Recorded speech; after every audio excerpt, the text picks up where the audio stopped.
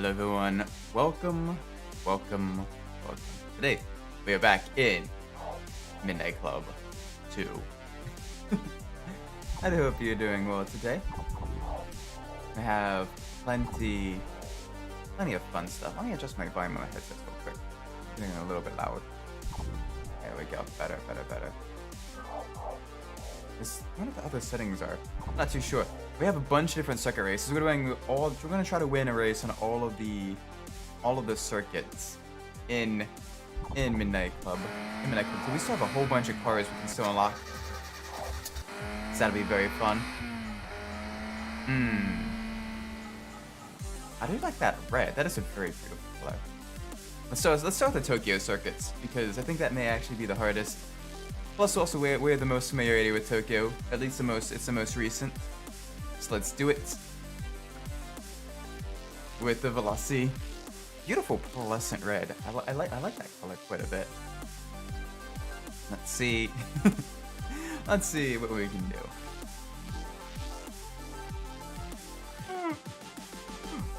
I'm a little bit sleepy. Ooh, alright, we're up against other like Tokyo cars here.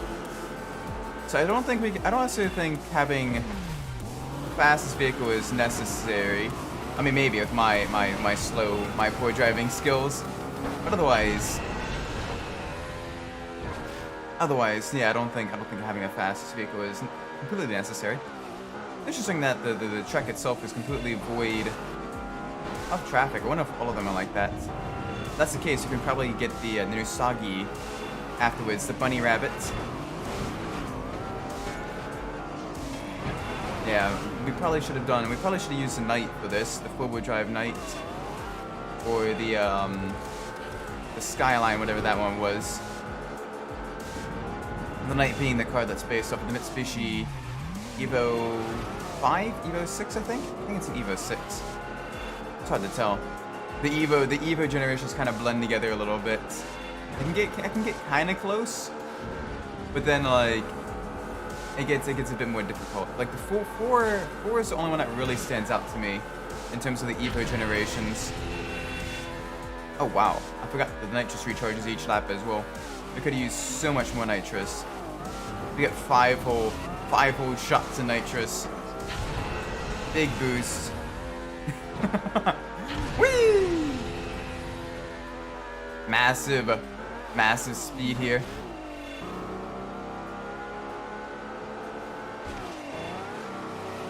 Man, this thing is great. You don't really get a chance to drive the Velocity too much because you beat, by the time you win it, you beat career mode and everything. So getting a chance to drive it yourself, oh my gosh, this thing is fast, brutally rapid. Like it's got some, little bit sus on the heavy braking, trying to get it to turn in for the sharp right-hander there. Otherwise, like this thing just absolutely yeets itself, and I am all here for that.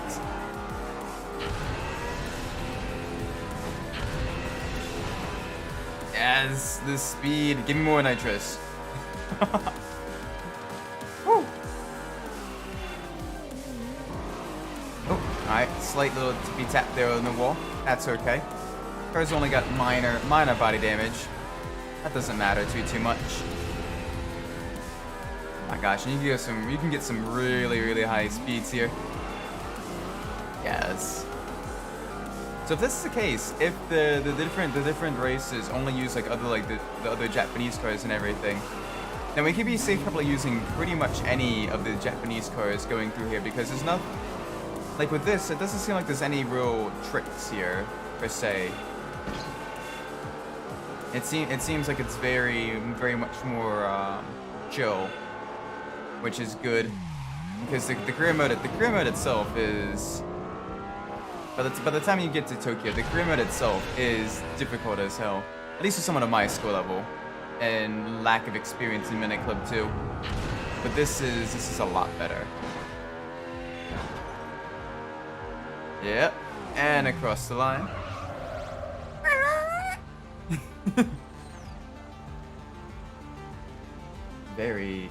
Very nice.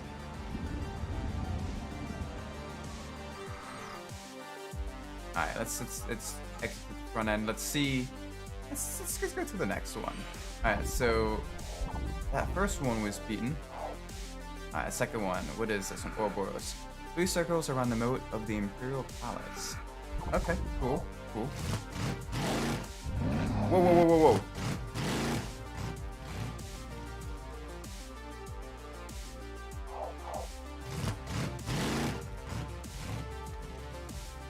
Isn't that the same sound that they used in Midnight Club 1? Hang on. It is! Oh my god, it's the same one they used for the Jones cars. Oh my gosh! I didn't know that. That is cool. Oh, we have the Nisagi. The Knight. All of these very nice.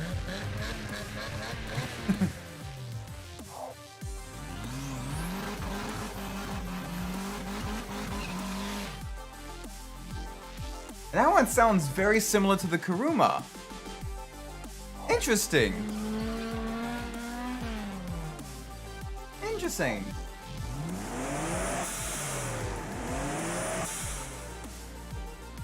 Interesting.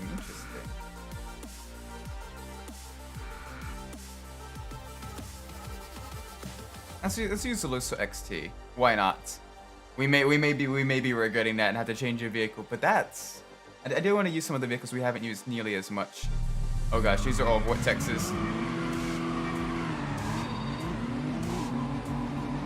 So we may be at a slight disadvantage because the vortex is a very nimble vehicle. Ow.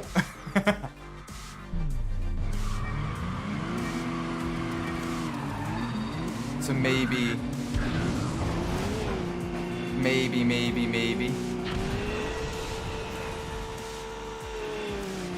Yeah, okay, so the car itself, okay, the car handles the bumps decently enough. Oh, but it's gonna be these tight turns that are gonna be the absolute death of me though. Right here. Yep, okay. Come on. Get it to turn in there.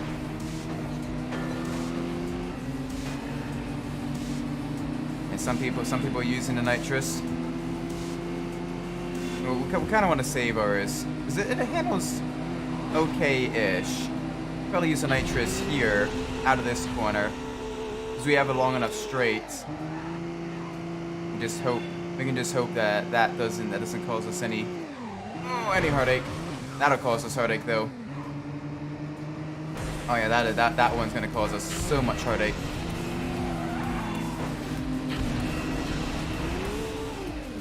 Okay, so this one has a lot more of the tricks and everything. I'm gonna change our vehicle. We want the Vortex 5. Since everyone else has a Vortex 5, we may as well use the Vortex 5. Maybe.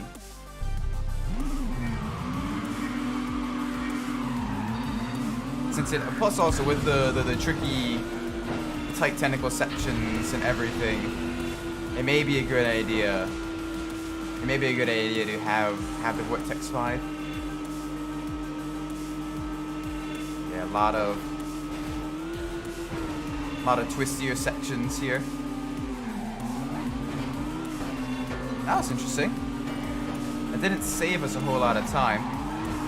So of course we're going to do it again. Because why not? Cute little Emirate 2 looking tuner car. Very nice, very smooth through here. Use a little bit of nitrous here.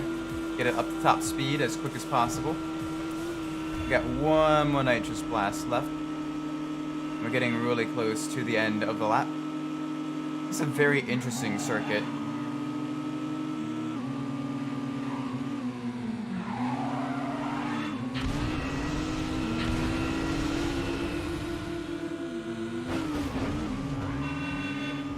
Okay.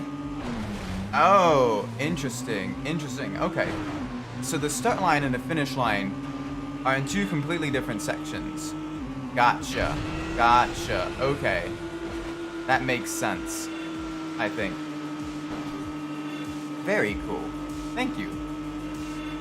Thank you, game. Very cool. Alright. Slight left-hander here. Let's make sure we get this all nice. Oh dear. Very sharp left-hander there.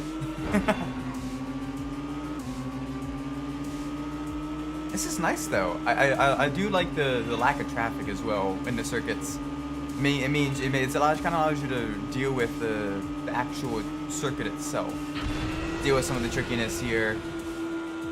You get to really kind of experience the speed of these vehicles too. I haven't really done the circuit racing all that much Midnight Club. Of all the 3 Midnight Club games, Midnight Club 2 is probably the one I have the least amount of hours played in.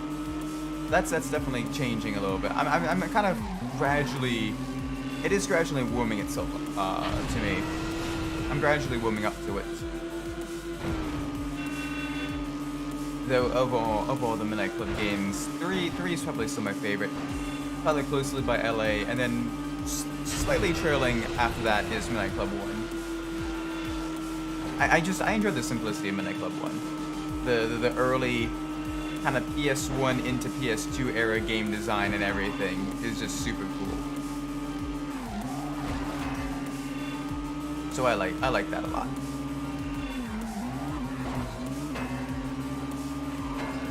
Sweet, super cool.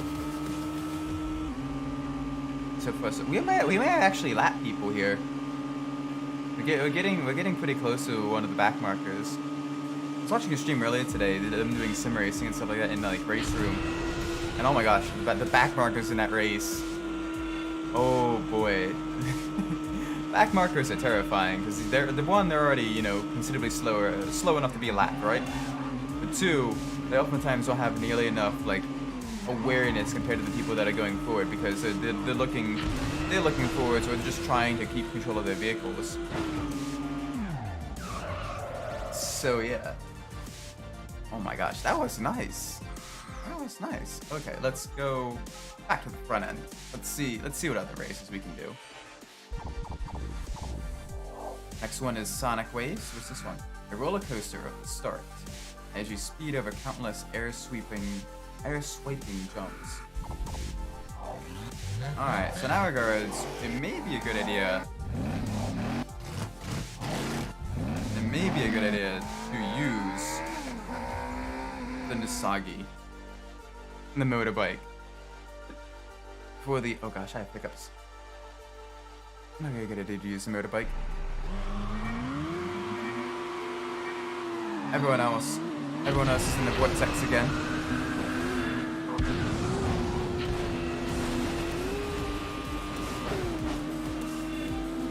Plus also with the lack of traffic.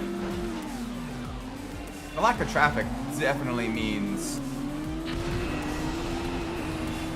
that you do have less to worry about on the bikes. Although in those regards, this may not have been the best race for us. But we can still try. Besides, we need to kind of improve our bike skills a little bit anyway.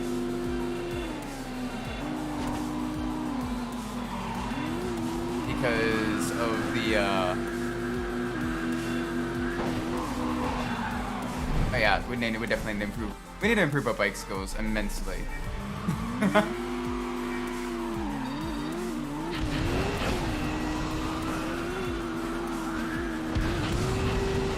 Come on, give me a little bit of air time.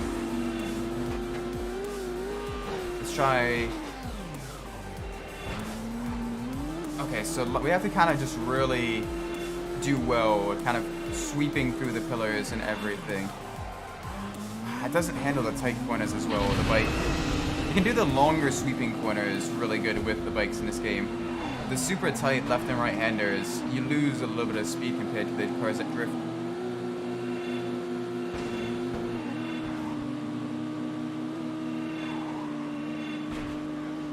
So you really have to know. You really have to know what's coming up.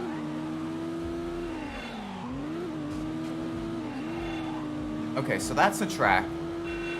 Alright, cool.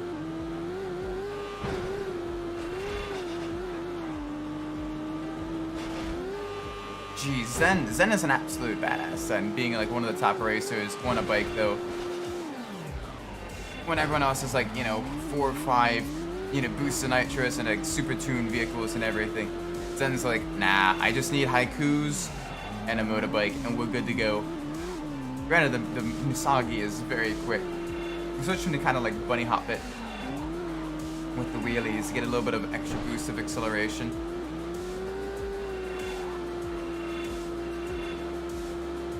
Like that's almost as powerful as a nitrous blast. Downside is that is much slower.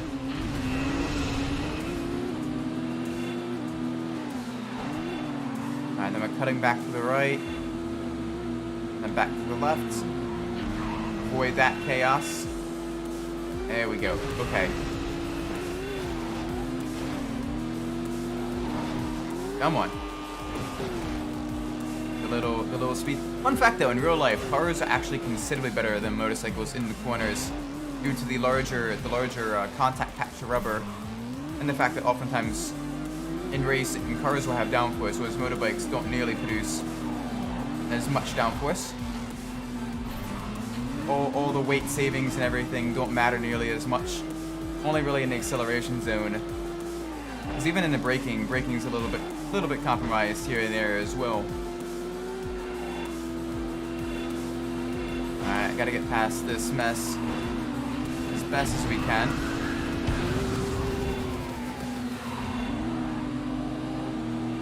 Oh boy.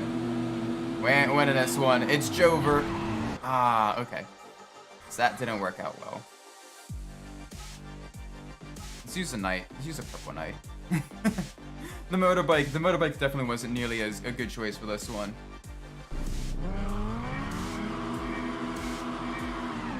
There we go. The knight though, the knight will be a very good vehicle through this twisty sections. It's got the all-wheel drive as well, so you can really out accelerate on some of if it makes any mistakes. If we make any mistakes, we should be good. So you can hear the little inline 4 of this thing absolutely revving up it to insanity. That wasn't very nice though there, game. That was very, very rude. Alright, to the left. There we go. Right here maybe a little bit of a sus spot to use nitrous. I don't think we'd appreciate that too much. Here it could be useful though, just because we're already going to be speeding past the start finish line.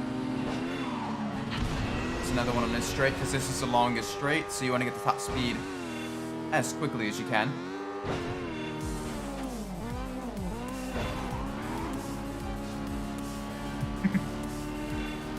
Yes. There we go. This is absolutely great. I see you though. You are catching up very quickly. I'm going to use it on corner exit here because that is one of the tighter corners. One of the slower sections. Alright, we have the chicane past the Tokyo Tower.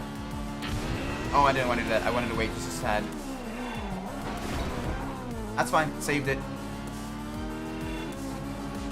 You didn't see a single thing. This game is very pretty though. Like for an older racing game, like the cities themselves are super detailed. The cars are pretty detailed. Like the sound design is actually solid. You know, all the cars do sound different. Granted, with this one, the cars do have the unfortunate nature of the engine notes basically just being a single note being kind of pitched up and down, whereas in real cars that's not necessarily how they work. But it's not bad. It's not atrocious. Alright, come on. To the Tokyo Tower chicane. Sharp left. Back to the right. There we go. There we go.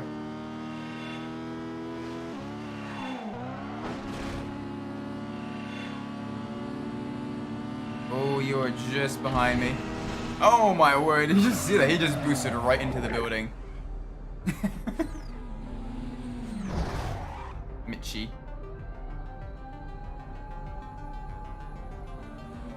Is that the game? Guess so. Alright, so we got another Tokyo race done. So let's see. Waves. Selection different driving moments. Master them auto win. Oh, interesting. How should we pick that? There's a whole bunch of different driving styles. Might be a good idea to pick something that's pretty quick all around. The Torque may be a good vehicle for that. Although we've used the Torque plenty in a lot of the Savo races.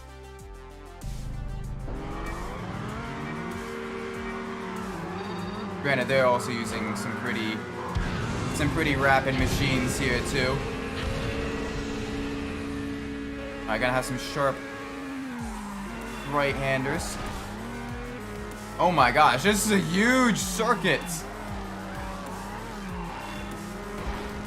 You classify this as a circuit? Jeez, this thing's a marathon. Okay. That's fine. That's fine.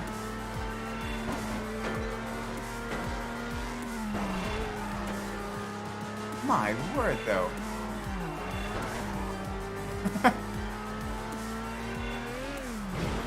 This one's gonna take a little while. On the bright side, plenty of places for the AI to make mistakes too. Alright, come on, big boost.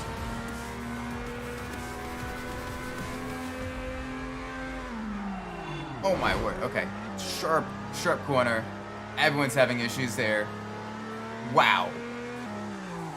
Alright, come on, let's keep going.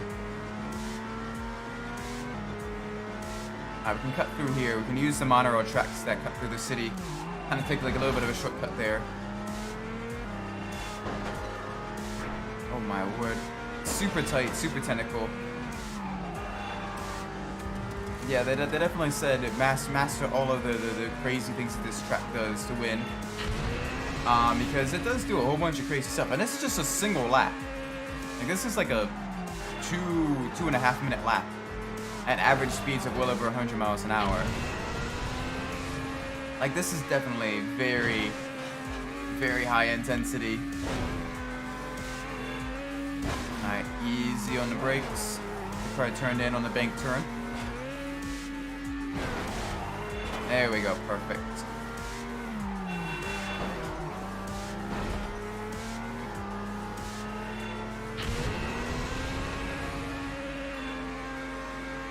Okay, there we go, much better.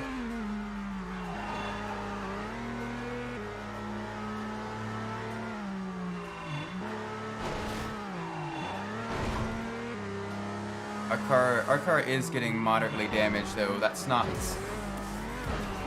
great. But thankfully though, the game did remove the damage out system, which is nice because, oh my word,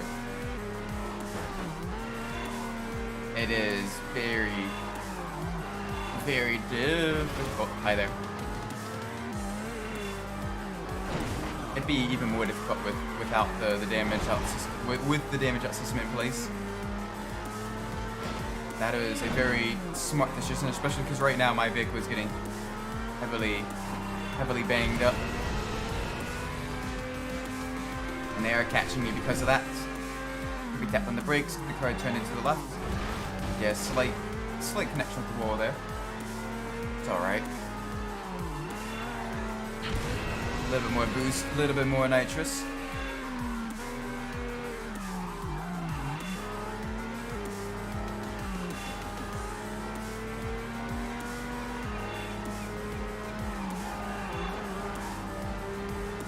There we go.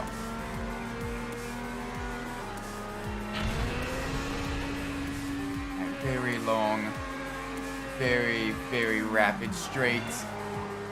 You can reach some very high speeds at certain sections of Tokyo, which is very, very, very nice.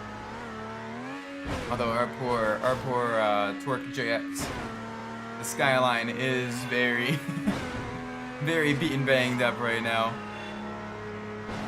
It handles decently though still.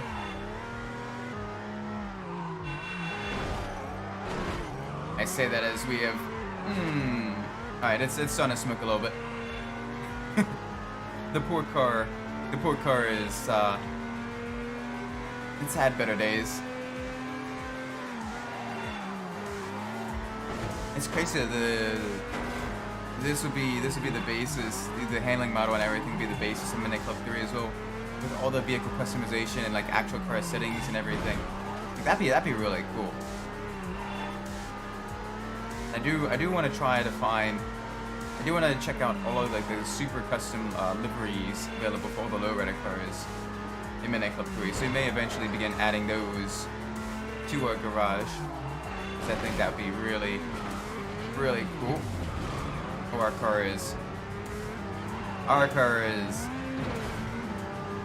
not in good shape right now.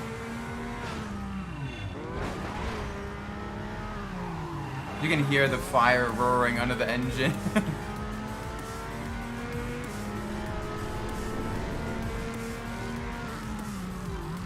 Oh, just hang on just a little bit longer.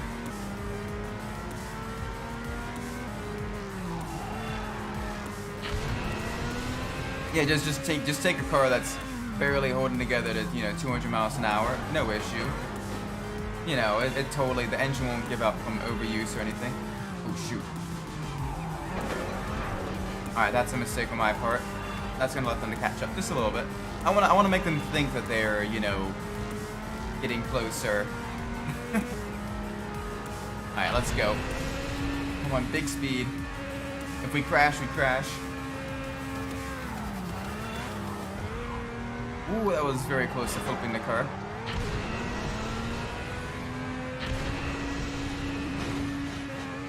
Whee!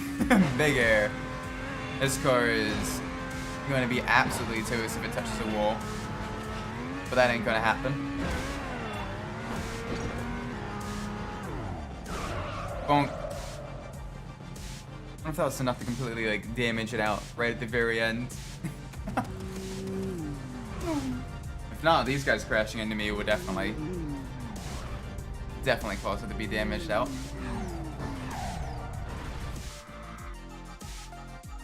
There we go. Nice, nice, nice. Very good.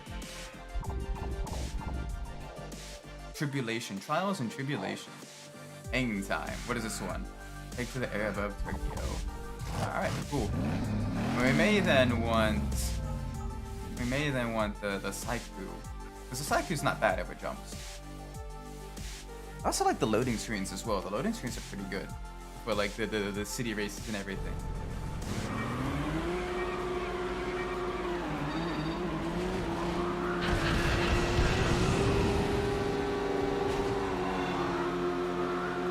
Oh my word though, the speed of you guys. The speed. Like my word. Come on, let's use a little bit of nitrous to get up and back up into the lead.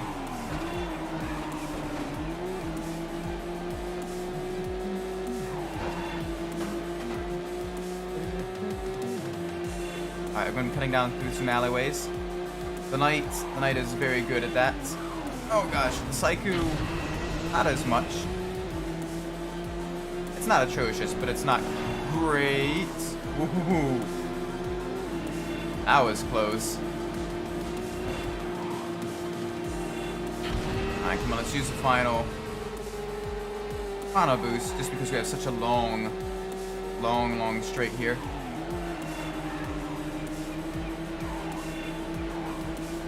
Oh, big airtime section. We probably should have saved the boost of nitrous. We got plenty of speed though through here. I think. Yeah, we do. Okay, good. Very nice. Less nice. That is a tight left-hander to get into.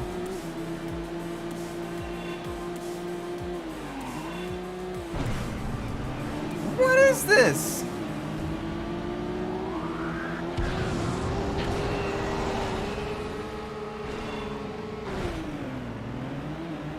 What are these jumps, man? This is a very interesting race. Lot of jumps here and there. Don't really lead to too many fun places.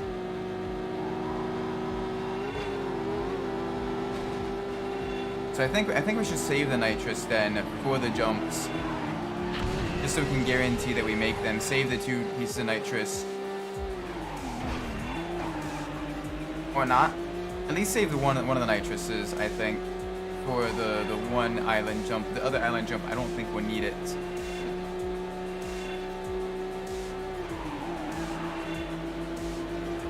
Oh my word, these tight alleyways. There we go. Put them into the wall.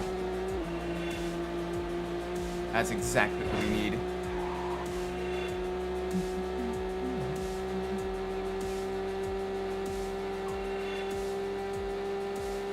Alright, tippy tapping the brake. Get a car turned in. There we go. Perfect. Alright, nitrous here. Get the car to as high a speed as possible to really get that air time. Launch it.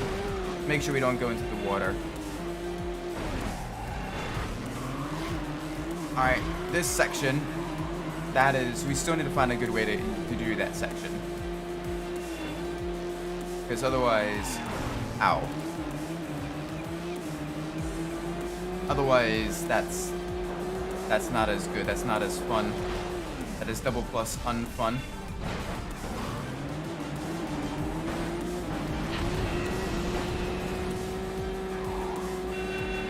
Alright, so that right there, that's going to be the final checkpoint. So that jump is basically going to make or break our run. Great. Lovely. I don't want that to happen. So we're going to try to really pull ahead. Get as far ahead as we possibly can. We know the course now. We know all the tricks. We know all the craziness that can happen.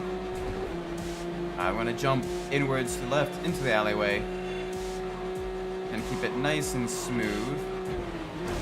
Nice and smooth, he says, as we completely sideswipe a wall. That's alright.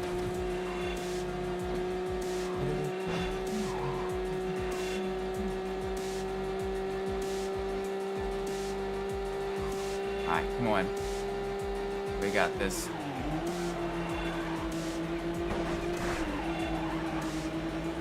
Alright, big air time coming up. Whee!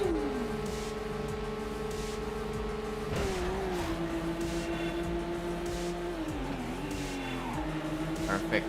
There we go. Alright, let's try to avoid the chaos here. He says. No, let's try to avoid the chaos here. Oh, this poor car has seen better days. Come on, let's finish strong. Cross the line. Good. Good, that wasn't too bad. Alright, let's exit back to the front end.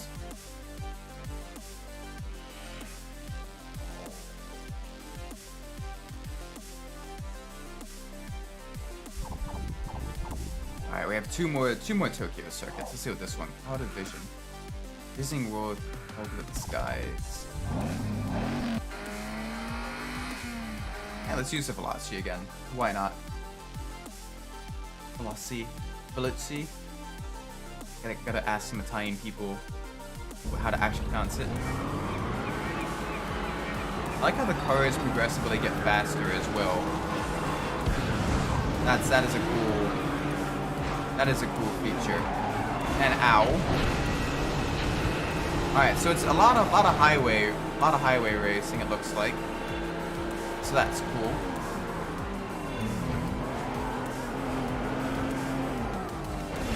I say that as we immediately then go into a tight, foggy alleyway.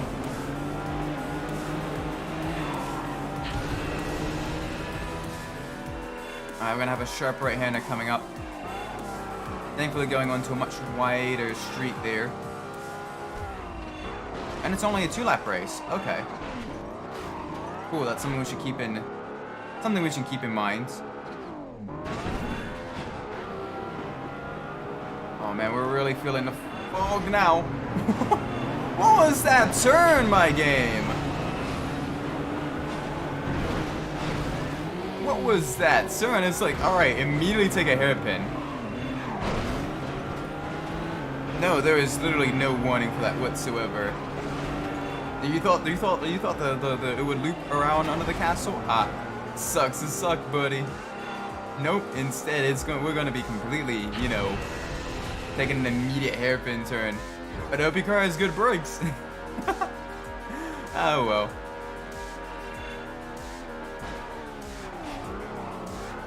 Very smooth through here. There we go.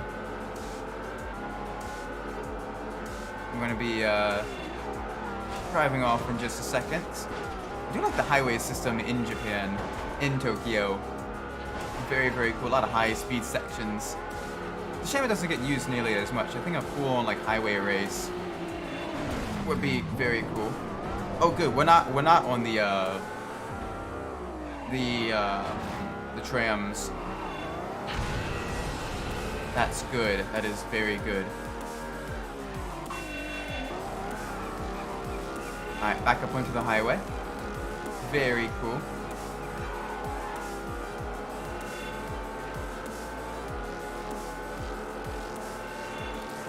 Ooh, back again to the left. Woo! Ow. Ow, ow, ow. I don't like that. My car does not like that. My car is getting plenty of speed dimples from the wall.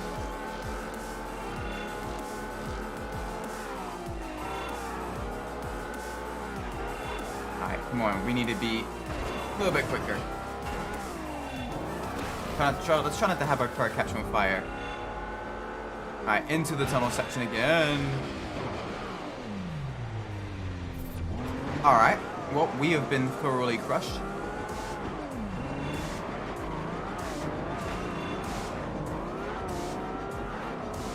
And, oh gosh, our car is not looking happy. Our car is very much not looking happy. Oh, one solid hit, and our car is pretty much toast. Surely, we can survive this.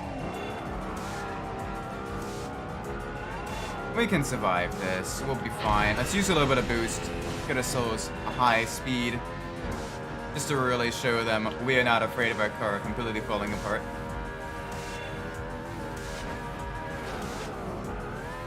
I'm surprised I didn't cause more damage there.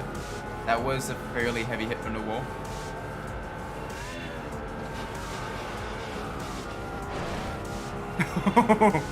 Oh, buddy.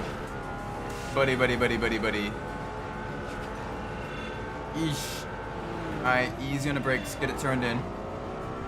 We have plenty of nitrous, but that doesn't do much here in the tight corners.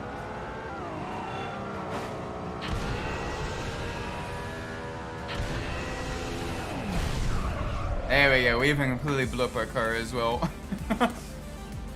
Car is completely 100% damaged. Boom.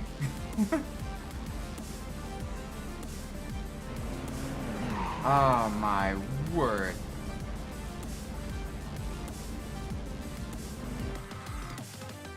Alright, X-rays, let's go.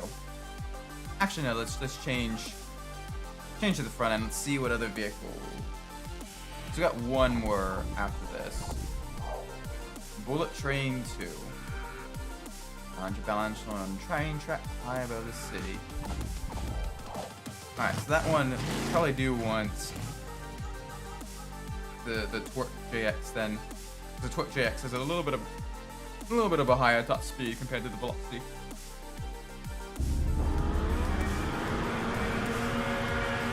And everyone else had the same idea.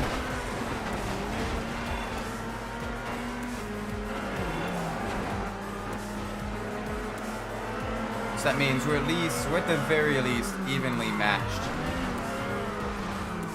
Oh gosh, it's a total 3-lap race. Okay, moderate length. We do have that high-speed section though, across the train tracks.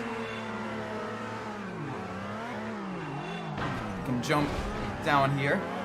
Use a little bit of nitrous. We're gonna be going through Asakusa Castle. Oh, land it. Land it, please.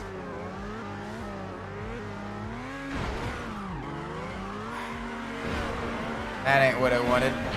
That's fine. Let's go. Yeah, everyone else is gonna use that too. That's okay. That is A-okay. Alright. Minor tippy tap of the wall here. Alright, we want to really get going. Whoa! What was that? What was that car? Okay, cool. He made a big error there. Big error with big error.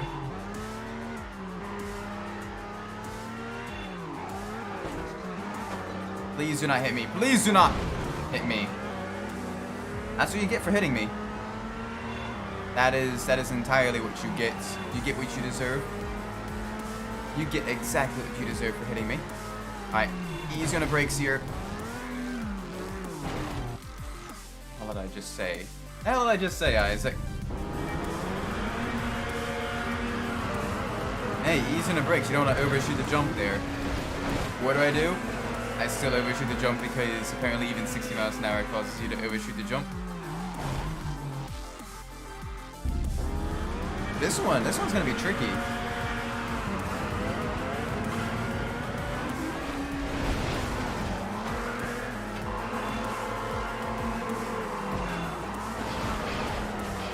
This one's a tricky one. This one is a very tricky one. That's okay.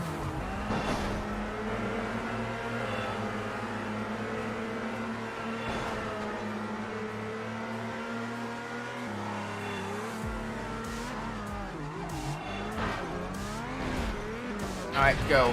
You can use a little bit of nitrous here. You can cut through Asakusa Tunnel. That was a very, very close. Very close. Right there.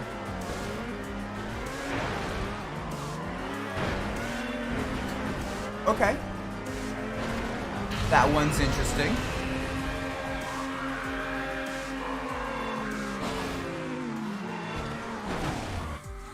Interesting. Okay, so this one's actually genuinely difficult. Or I'm just dumb. Probably a combination of both.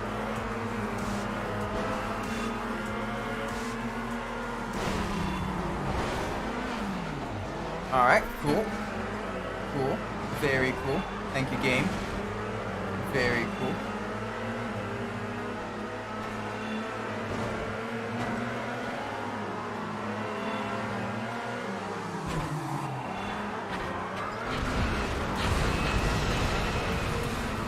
Oh man. Come on.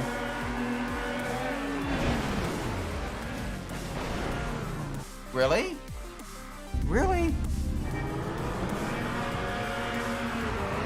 That was very cheap there.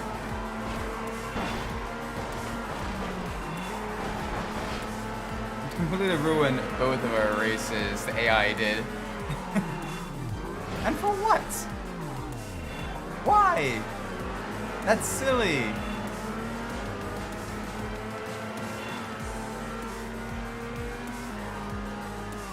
Oh well. Oh man, this one's a tricky. This is a very tricky course.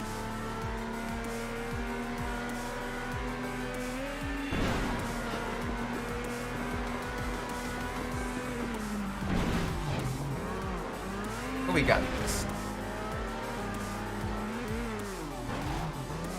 Alright, easy here because apparently the car completely nosedives in that one section. So we're not gonna do that. Ow.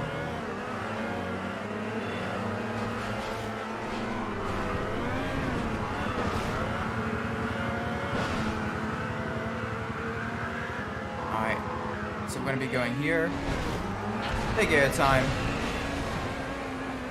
You're gonna have some minor issues, probably. We are not. Immediately do a little bit of a U-turn here. There we go. Don't hit me. Don't hit me. Don't hit me. Good. Okay, let's not make the same mistake we did previously.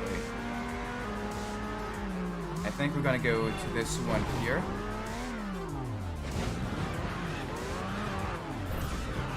Are you?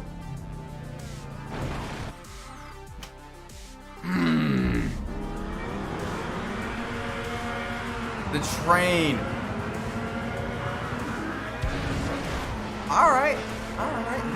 This one, like all the other ones were reasonably doable. This one's tricky. I started through this and I'm like, oh, this is gonna take too long. No, this is gonna actually be very difficult. Okay. I see how it is.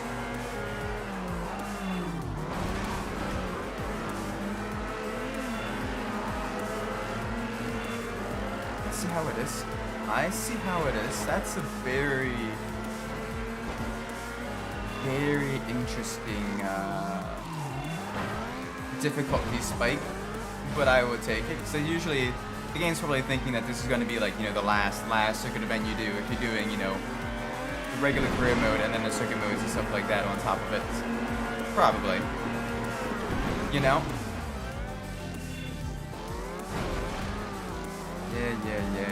Yeah.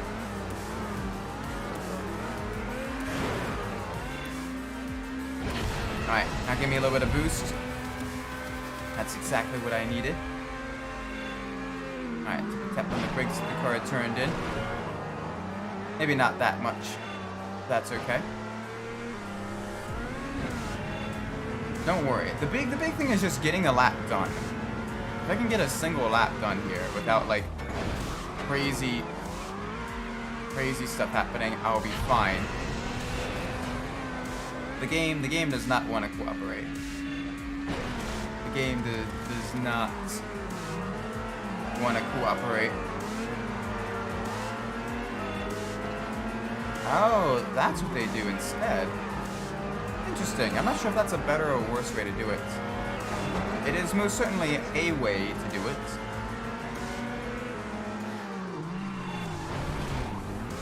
Alright, no crazy trams. No? Cool. Oh, here it is though. Oh wait, all of these are down below as well. So I could have fallen off and it would have been perfectly fine. Oh. Well, that's good to know. Why then waste time going up top? We can stay down below and still hit the checkpoints. And we don't have to worry about the slowing down for the jump. I'm dumb. I am very dumb. That makes so much sense now. So really the only issue right now then is the island Castle Asakusa section. Everything else isn't atrocious.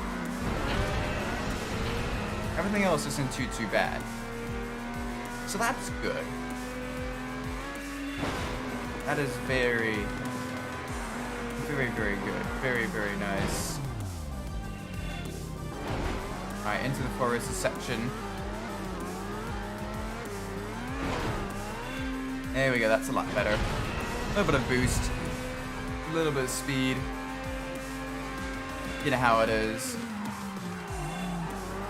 Ow. Yep, some minor damage there. That's fine. Perfectly fine. Don't need to worry about it. I meant to do that.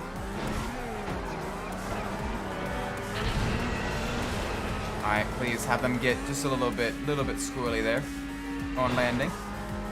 Maybe? No? Alright, that's fine. We know their secrets. We basically the final sector. From here onwards, we can get a lot faster than them. We got this. So we can literally just stay down below here. No issues. No worries. Use a bit of nitrous as well. Absolutely carry ourselves. Like, look at that gap now. Huge. Because they had to slow down for the jump and everything. You don't need to slow down for the jump. I get that now. That is so much easier. That is so much easier. I wish I had done that earlier. That would have saved a couple of restarts. Oh well. Live and learn.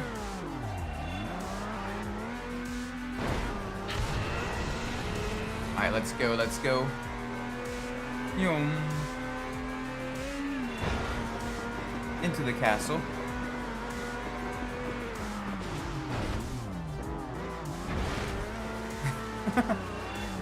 Oh man.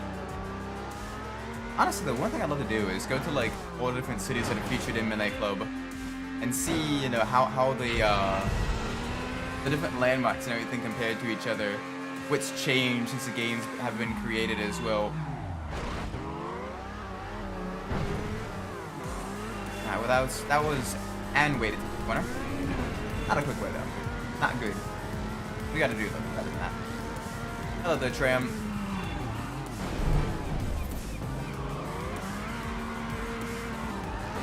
Yeah, we're at maximum damage. Whee! May as well. For the fun.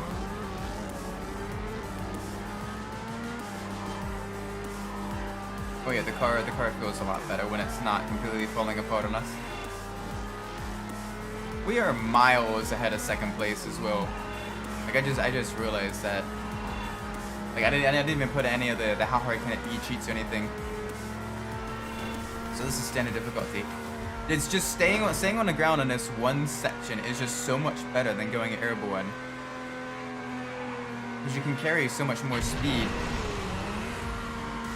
when you don't do that. That didn't happen. That didn't happen. Nope, not one bit. Not one bit. Won the Tokyo Cup.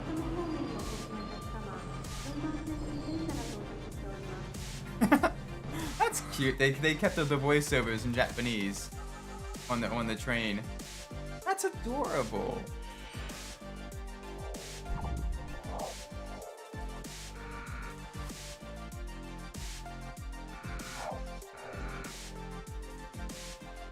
All right, cool. So we have LA. We now have the LA circuit. So let's see if. Ooh, we could do the Tokyo Cup. That sounds absolutely dreadful.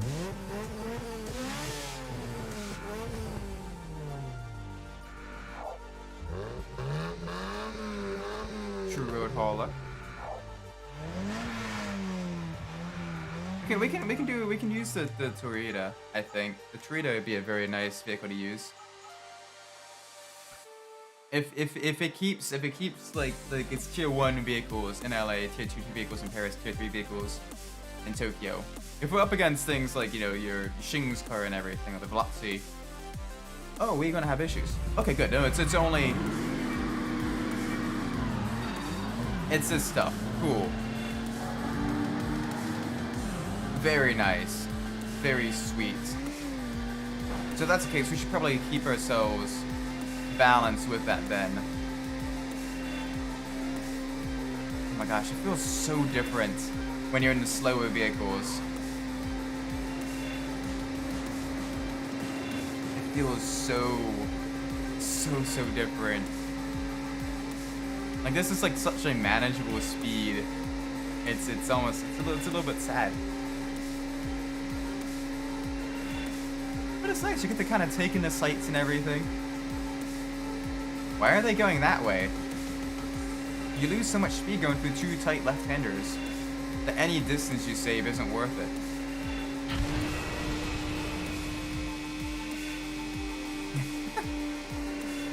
Oh my gosh, this is adorable though. This is so cute. The car is just chilling. Just taking in the lights, just taking in the scenery. Oh man, from the hair pulling final events of Tokyo, this is just a nice, just so chill, just relaxing. Like here we're, you know, close to like Santa Monica and everything. Just another nitrous, get up to speed. Kind of in Venturi Beach and all that stuff. Gradually making our way past, you know, the airport into some of like the South Central area. It is interesting comparing this Midnight Club version of LA, the GTA 5's LA or Los Santos, to then Midnight Club LA's LA as well. Ignoring all the other different variations of LA, like, you know, LA Russia's LA and everything.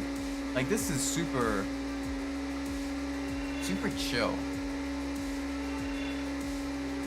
This is so chill. We're not even like pushing 150 right now. We're only at 145. Oh, this is relaxing. I can do this all day.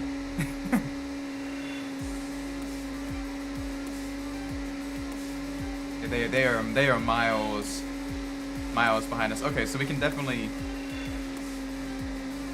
pick some of the slower vehicles without having any issues, because this is very relaxed. 1-2 wheels. And flip us those over for the fun of it. Yes. Alright, take the front end. Let's pick a different race. So LA races are gonna be super easy. Turn for the race, exploring the edge of the LA River. Oh, cool. Lasting muscle power, more than adequate power. Very sus handling though. Interna. Cohets. City Turbo.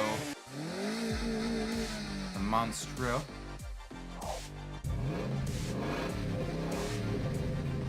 Oh, yeah, yum.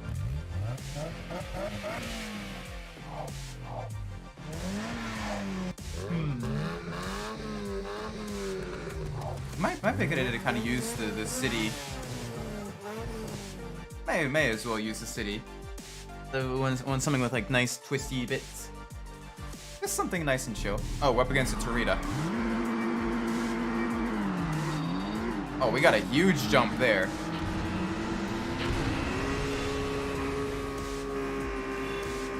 Alright, so we got some twisty bits. This should allow us to beat the Torita. Because the city is a good, nice, balanced car. It's not too bad. Nice and smooth, good grip all throughout the corners. Nothing wrong here. Oh my gosh, this is so nice.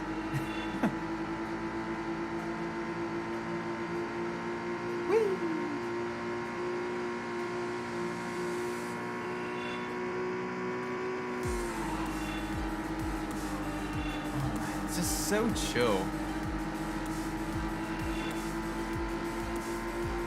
Alright, here we can probably jump up over here. Yeah, perfect. Minor airtime. Just to really have a nice chill experience. Nothing's going wrong. Alright, there we go. Starting back up. Another nitrous blast.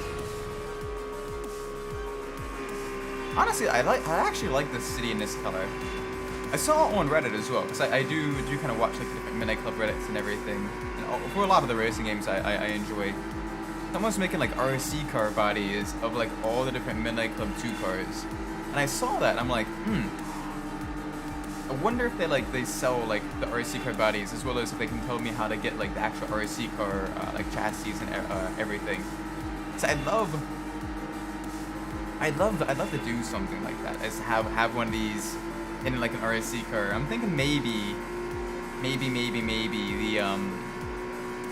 either the Jersey XS or maybe the Psycho XS that Supra that Kenichi has.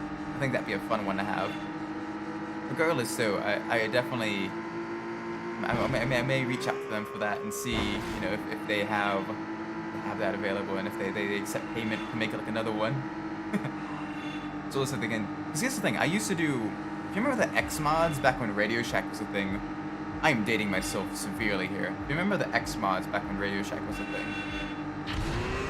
Those were like the really cool. You could like change. It was the vehicles, you know, radio controlled cars, but it had like a lot of like tuning customization features, like, you know, with like upgraded engines and gearing and everything, as well as the you can change out like the crystals so that, you know, it would operate on different frequencies.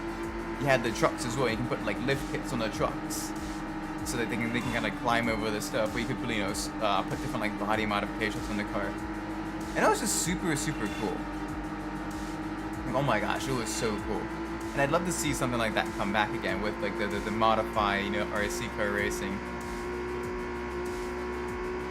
But yeah, that was very fun.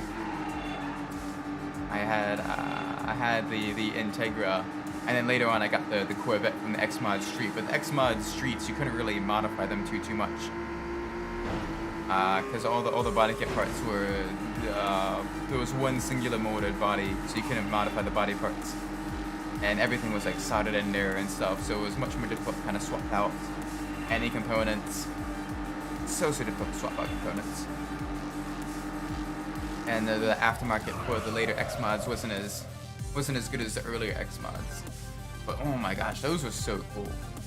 I'd love to see something like that happen again with like the heavily modified RC cars. Oh my gosh, those are great. Twisty turns and hazardous drops. Okay. So I think we should definitely drive the Interna. Yeah, there we go. Get the S2000. Yes, please. Oh, they're in the city turbo. Okay, so they're gonna be a little bit quicker than me. That's okay. That is okay. We shouldn't have too much issue here. Because the city turbo, it's not a bad vehicle. It's probably gonna be the next vehicle we use for the next circuit race when we're probably down on power just a little bit. Alright, there we go. We can use our boost there because we're reaching a higher speed section, probably the only high speed section here. And then a sharp right hand turn. Alright, onto the promenade. One of the few landmarks I actually recognize in LA. Yes, there we go.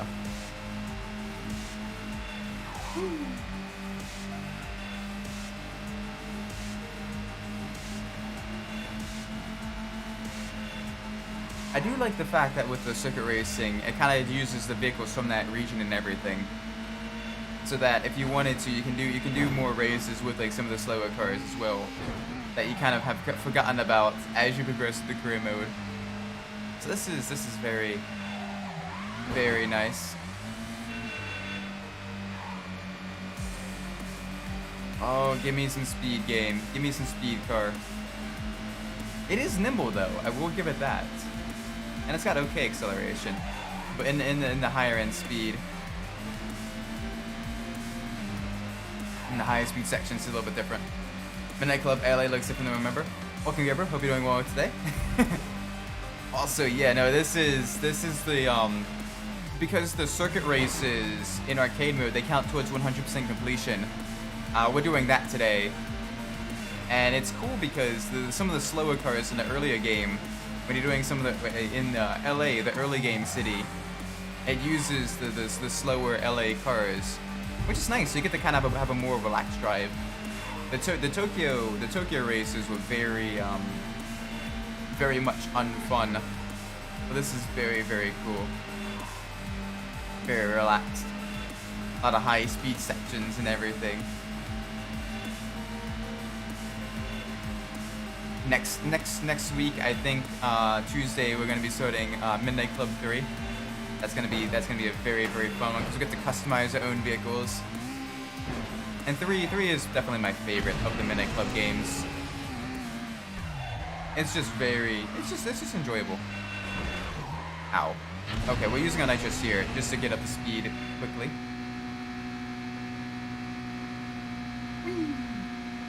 Nice sharp right-hander. There we go. Good.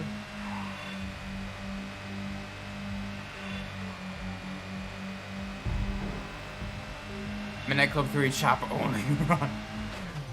Oh gosh, I think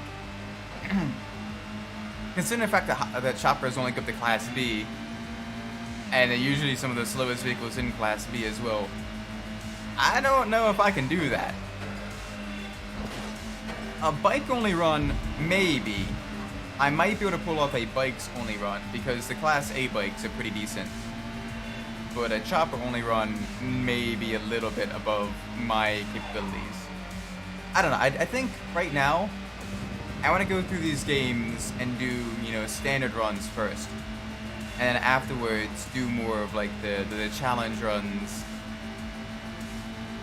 I think that would be really, really cool. Because one, the games themselves, you know, you can beat these in only a couple of streams. So I don't necessarily want to just kind of leave them, you know, play them and then leave them type of deal. I would definitely want to revisit them in the near-ish future. But in the same token, I do enjoy the idea of like challenge runs, because while my capabilities are not necessarily speedrun level,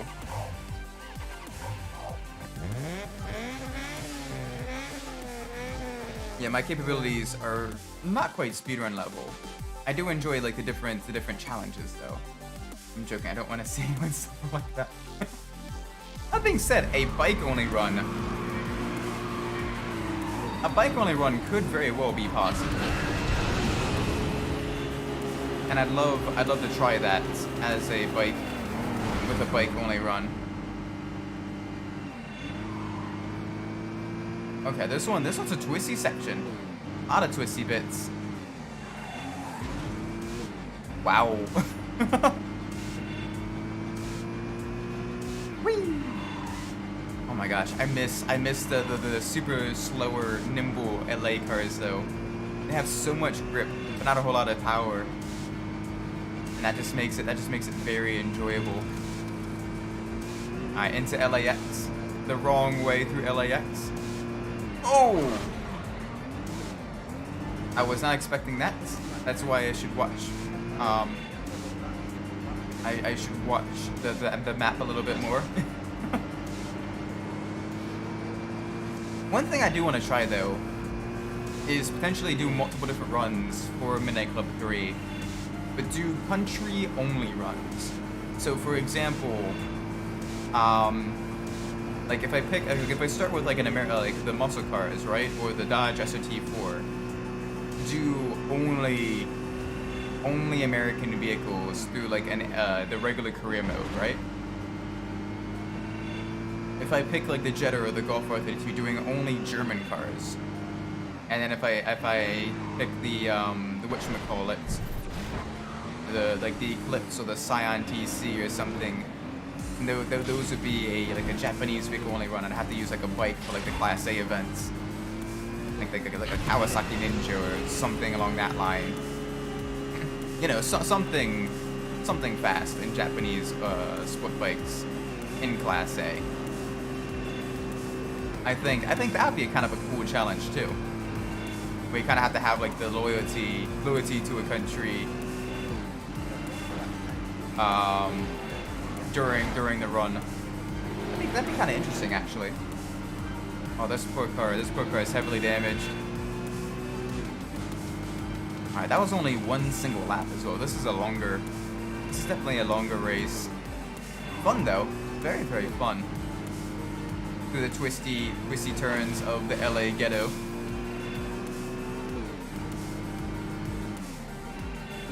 Ow. I forgot the little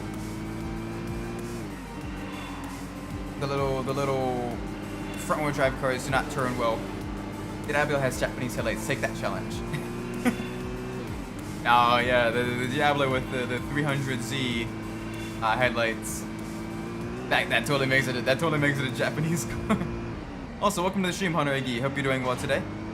What's up? Nothing much. Right now, we're trying to get the rest of the trying to 100% complete Midnight Club 2. We've beaten the career mode last stream, and now we're trying to do all of the circuit races. We're trying to make it so we're not like completely dominating competition in much faster vehicles. Ow. So instead, we're kind of using similar tiered vehicles to what we're going to be up against. So tier 1 vehicles in LA, tier 2 vehicles in Paris, and tier 3 vehicles in Tokyo. We already did all the Tokyo events, which is cool. We unlocked the Tokyo police car. Now we're doing all the LA events, and then finally we'll finish up with Paris, because Paris is the one city that I have the most difficulty with in terms of navigation and in terms of just, you know, being fast at. Like LA, I can be okay at just because of the sheer width of the roads and everything. And it's laid out kind of like your typical American city, very grid-like, you know.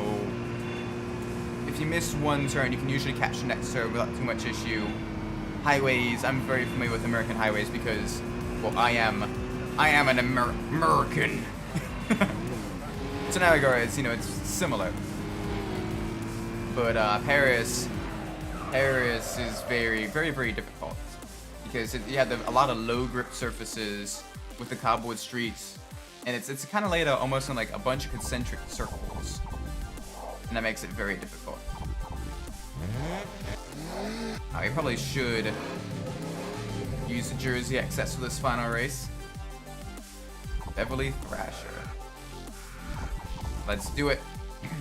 We'll probably be up against a whole bunch of other Jersey XSs as well, with this being the final LA circuit race. Yep. Yeah, you can see them there. Whole bunch of Vipers tearing through LA. Tearing through the Hollywood Hills. Tearing through Beverly Hills a little bit too. Very nice. Through past all the rich homes. Oh, very fun. The Hollywood Hills are probably one of my favorite places to race in Midnight Club LA, because it was just so good on the motorcycles there. You didn't have a whole lot of cross traffic to deal with, and you could just, with the sheer amount of grip that the bikes had in Midnight Club LA, it was just so fun, just tearing up the canyons and everything. I absolutely love that. It's a shame that the Hollywood Hills gets unlocked so late in the game, though. Like, it's one of the last areas that gets, you know, the races and everything. So you don't get to spend nearly as much time there. But when you do get there, oh my gosh, is it fun. Ow. Alright, come on. Gotta go. Sorry, I'm like, that's alright. Welcome to the stream, Dragonway. Right now, we're trying to complete the last of the circuit races in LA. Put you into the wall. There you go. Bye-bye.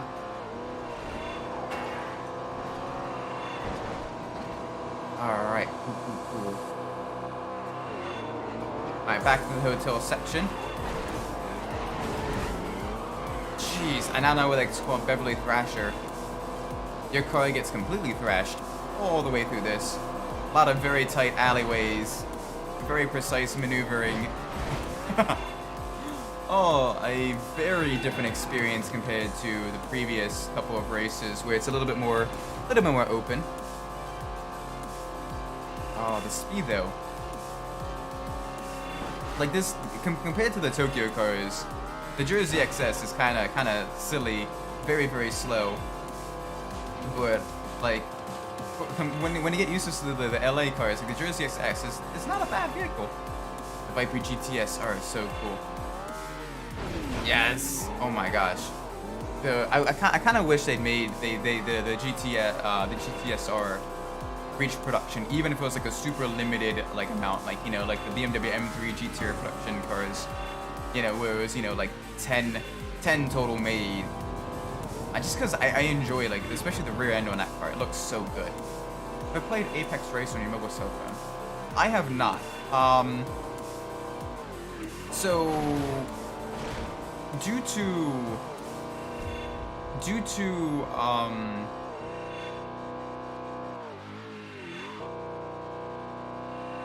okay, I may as well say it. Due to my previous jobs, right?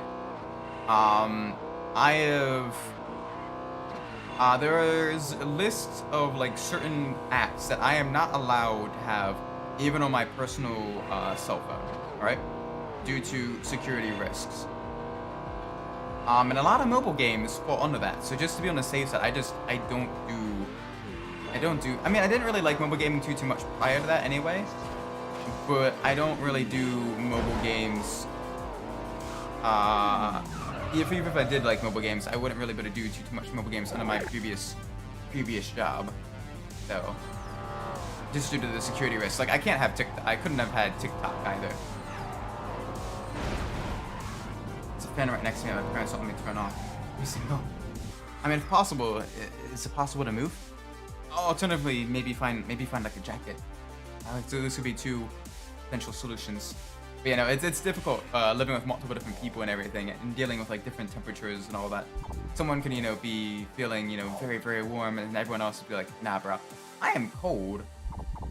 Alright, so there's 6 races here.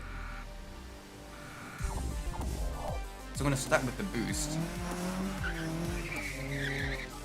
Yeah, we're gonna start with the boost based off the Ford Puma. Really cool car. We're gonna have that. Now we're in Paris. Oui, Paris. There you are, Paris. Oh, okay. They're already using much faster vehicles than we are. Cool. They're in the Ford Escorts, the Bryson 5s. 5 Vs? Whatever, something like that. Big jump.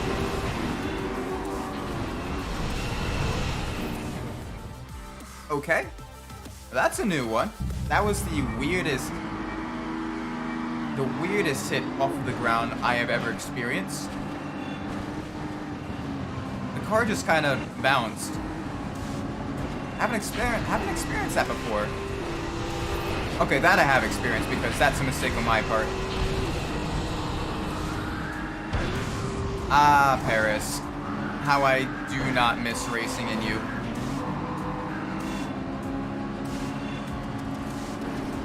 Come on. Oh gosh, the big jumps. Not fun, not fun, not fun. On the bright side, everyone is super close together, so if one person wrecks, that means everyone will wreck. I can kind of late brake, get past them there. Oh, please do not ram me up the rear. There we go. Short lap though. Sub 1 minute lap, which is nice.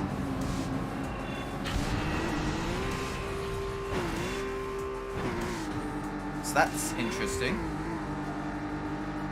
There we go, that's a lot better.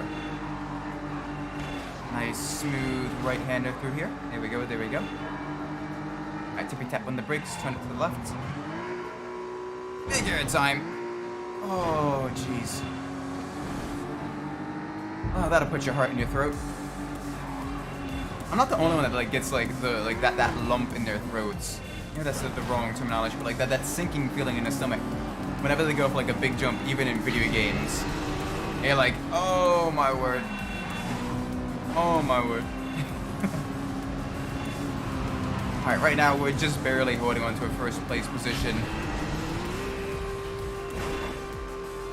But like I said, just barely. And it is a good thing that the Ford Puma does have a little bit of a background in rally and circuit racing. Going over some of these big, rough bumps and everything. I want to make sure that we don't cause too much issue. We don't unbalance the car too much. Alright, another uphill section. Ow. Alright, boost. Come on, they are right behind us. Final lap. Here we go. 45-second lap. So these are very quick laps. Very cool. Downside is the race itself not too much shorter because of the sheer number of laps. And you get a lot more nitrous as well because your nitrous recharges each and every lap, which is a cool feature. So the shorter races have a lot more of the boost opportunities in them. Oh gosh, I did not want that. That's fine. We made it work. We made it work. Truck right-hander up on the hill.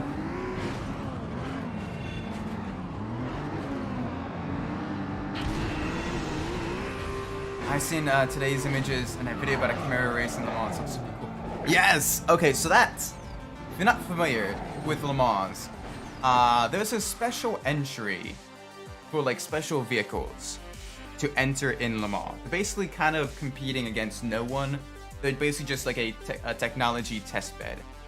And that is known as Garage 56 because that's the 56th entry. And basically it's a way for manufacturers and everything to test technology in a motorsport setting, in an endurance setting as well, without the need of like the super expensive trying to run a full season and everything. Because Le Mans, there's a whole bunch of different corners there. You know, it's 24-hour race. You're reaching some very high speeds, and you're dealing with a whole bunch of other vehicles, which you can use as a benchmark for the performance of the car. And so the Garage 56 is basically like a special entry. And right now with the Camaro, they're testing. They're basically kind of doing a shakedown test of the hybrid system that they're eventually going to be using in NASCAR come, I think, 2026, 2025, somewhere around that region. Is basically they're going to be hybridizing NASCAR. So big V8 engines with hybrid additional power on demand, with basically electric power on demand as well, out of like the super slow corners and everything. But yeah, no, it is very cool. Do you think Dodge use an EV as a race car if they go to Le Mans? It's tough. So with Le Mans is a very tricky track for electric vehicles, and due to the fact that you have the Mulsanne Straight. Now, granted, it is broken up by 2 chicanes, which are very useful for it is very useful for regenerating the electricity in the vehicle. But the two big issues though with Le Mans is, one is it is a very high speed track, which means that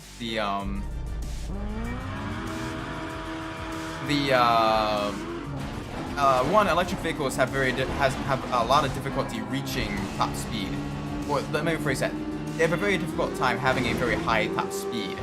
They have great acceleration, which is why you see like the videos of the Teslas and everything dominating the drag circuits. But like in like super high speed sections, they're not as fast. And the other issue is running at high speed drains the battery pretty quickly, and not having enough braking zones, not having enough slow speed sections kind of prevents you from doing regenerative braking, which helps you then recharge the battery. So in that regards, it is very difficult.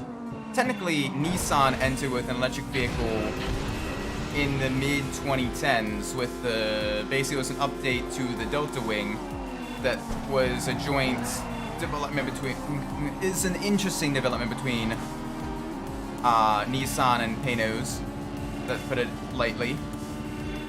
But they electrified it with the Ziad zero emission race car. But that had a lot of issues. Granted that the technology has greatly improved, but Le Mans is definitely one of the more difficult tracks to do electric cars on. That's why most of the time when you're seeing electric vehicles right now, they're in like shorter sprint races, like with Formula E, or they're in, you know, like hill climb events as well, because electric vehicles actually have a massive advantage in hill climb, like Pikes Peak, because electric vehicles, they don't need to rely on combustion in order to make power, and since the air is thinner as you get higher up, you have less power made. You get less air into the engine, less power. They are completely stuck there. We have lapped someone. But I mean, I don't know. It depends on how quickly the technology develops. It'd be really cool if they did. But it is probably the most difficult thing to do with an electric vehicle, is to enter it in Le Mans. Have to keep the corner paddle canards. Yes. Oh my gosh. The super high downforce spec for the Garage 56 Camaro. Those are really cool. Granted, it's more so for, like, you know, being able to compete and be semi-quick against, you know, the GT-LM or the GTE cars and everything. But it is so cool. It's crazy how big the Camaro stock car is as well. Like, you look at the pictures, it's almost like the BMW M8 GTE that was a couple years ago. So it's very interesting seeing, like, people making the memes and everything of photoshopping it, gradually making it bigger and bigger until people notice. Because the car itself is very large in comparison to the rather small, like, Le Mans prototypes and Le Mans GTE cars as well. So it's very cool. Also, this one guy, I think he's given up on life here. He is literally stuck. He'll get through there eventually, buddy.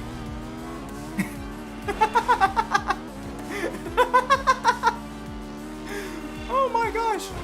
They cannot handle the cathedral section there. Oh my gosh. They cannot handle the cathedral section. It messes them up too much.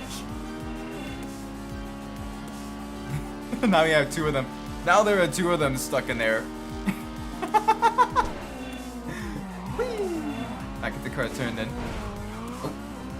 I probably shouldn't laugh too much. We just came face to face with the pillar. We have created a pillar driller.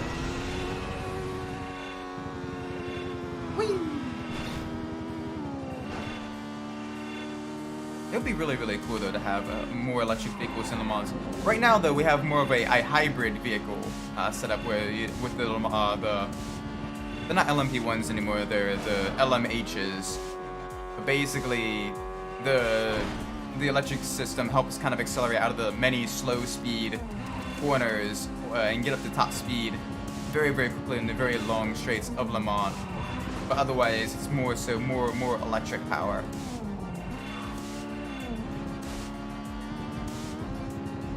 Sports car sizes always throw me off, like the image of an Audi TT and a Bugatti together. Yeah, because you expect them to be a lot bigger than they are, but they're actually really small as well. Like, it'd be very like, especially because, like, if you look at, like, Formula 1 cars, right? Formula 1 cars are deceptively big. Formula 1 cars are huge. So when you compare, like, an LMP1 car to a Formula 1 car, you think, oh, the LMP1 car, it's a bit heavier, you know, it's a bit slower on the track. It's gotta be bigger, it's gotta be a bit more bulky. No, the Formula 1 car is huge compared to the LMP1 car. Like, massive! It's crazy to think about. I'm on this thing about banning NASCAR from competing with the hypercars. I don't know, I mean, the NASCAR is the Garage 56 entry. So, I mean, it'd be kind of silly, especially with it being the 150th anniversary. The 150th anniversary, I think, of, like, well, it's been a little while since, because back in 1976, NASCAR, they did run a NASCAR at Le Mans as well. Give me a second. Let me pull that up. The NASCAR Le Mans. Because it's not the first time. It's not the first time that Le Mans, the NASCAR has run at Le Mans. They've run at Le Mans a couple of times. Yeah, a friend went to Interlagos to watch F1 and sent me a video. The cars look so big. The cars are huge. I'm gonna show you that in just a sec as well. But yeah, this was the car that raced at Le Mans, the NASCAR vehicle that raced at Le Mans in 1976. Unfortunately, it retired due to, I believe, gearbox issues. But it is very, very cool. Hang on a second. E1 versus F1 car size.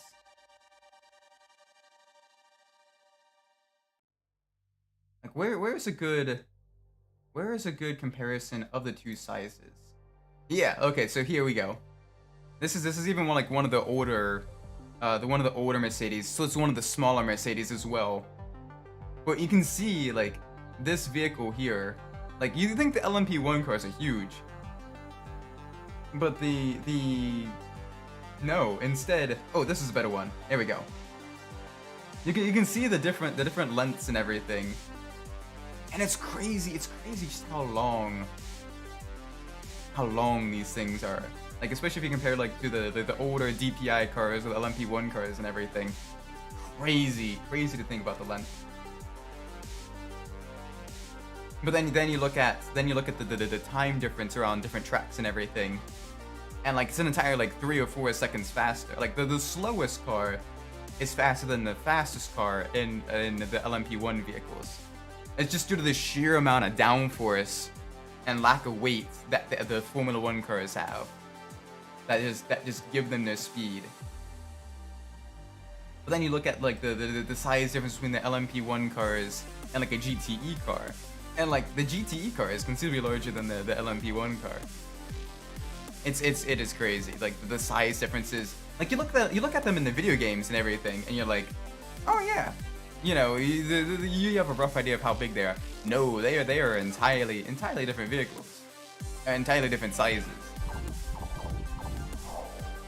Forest trap. Narrow alley and a fast blast on a lower river road. Okay, cool. Let's use the Allard. Why not? I like the Allard. We got a nice yellow one here. I mean, the Lotus Elise is such a gorgeous vehicle. And then there's the M8. literally a massive moving fortress. No, the M8 is huge. The sheer size of that is absolutely crazy. Absolutely big boy. I mean, people were making so many memes of the size of the M8 as well, just due to the sheer, just how big it is compared to the other GTE cars. And it is a big car. Ironically though, I think that the Camaro, I completely missed my turn. I think the Garage 56 Camaro is actually larger than the M8 is, which is interesting.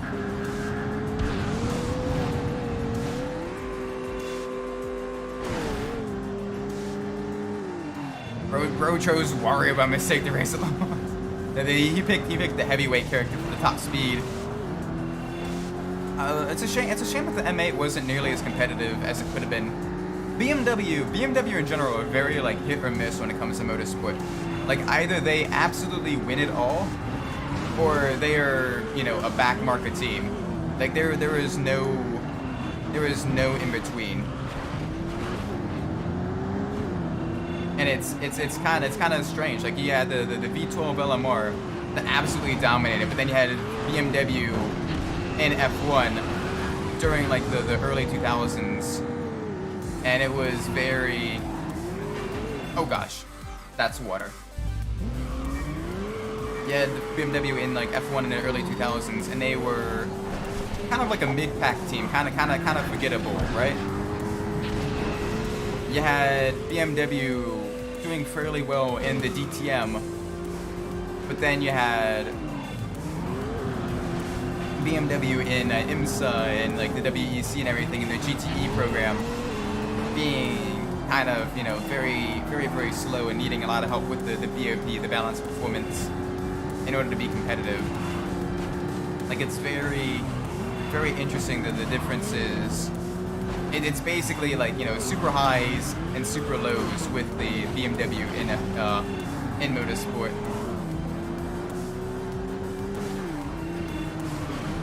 BMW doing really well with their E30 M3 in Group A racing, but then not doing too great in a lot of like rally events and everything around that same time period. And of course you have the Group 5 BMW. We had the Group 5 M1s, which were quick but incredibly rare. And then you also had the Group 5 3.0 CSLs. And those weren't bad either. Those were reasonably quick, especially in the earlier days of Group 5 touring car racing. Those were very solid, very solid contenders. Whee! Big air. And the car gets immediately sideways afterwards. This is a very tricky circuit though. A lot of alleyways, a lot of tight technical sections, whole bunch of chaos going on. Thankfully no traffic. I don't think I'd be able to do this with traffic, with that added element of randomness into it. It's difficult enough kind of getting the corners right, constant sharp turns right here. This is nice though. Alright, easy on the brakes. Try not to crash into the water. Alright, long blast now, down through the tunnel section. And he can go full out as well because of the lack of traffic, which is nice. Full speed ahead. Those boosts though, have a very high top speed. Hi there again. Oh, you're getting right in the slipstream.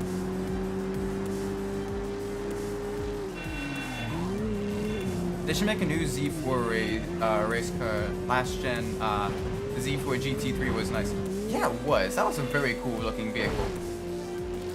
If anything else, maybe work with Gazoo Racing to kind of share development of a Z4 GT4 class car with the similar kind of development and data from the Supra GT4 class car. I think that'd be kind of fun.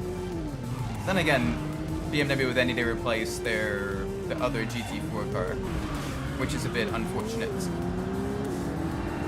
But I mean, that GT4 car is definitely much later in its lifespan compared to other GT4 cars, so it may be time, it may be due for a replacement.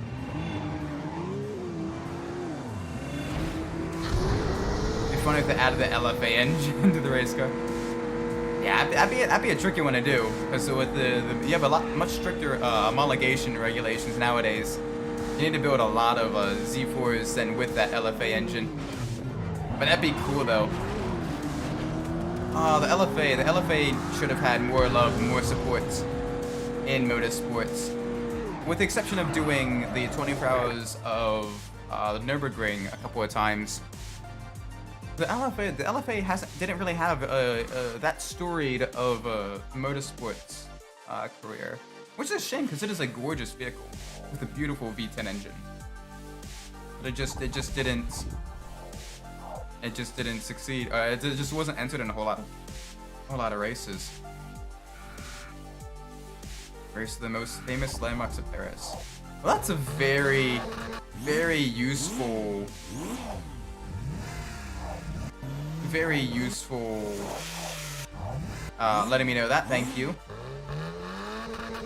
Who needs a Fripp on X, I guess? Maybe. I guess, I hope. I have no idea what this circuit's gonna look like. Oh cool, against the stats. So other hot hatches, roughly similar performance level. And we're in the rain as well, so the front wheel drive should be a benefit to us. Gotta love the mid-engine Clio body with front-wheel drive. Totally makes it very nice. Oh gosh. But building a sports car alone is too expensive. Anyway, we'll make 500 LFA. Yeah. To be fair though, they did have Yamaha's help for that, which definitely made it. They kind of allowed them to share costs. So the development of the LFA's engine kind of helped with the Yamaha's sport bike division with building, you know, higher powered engines and stuff. So I mean, it was still really cool. Oh my word. This is mess.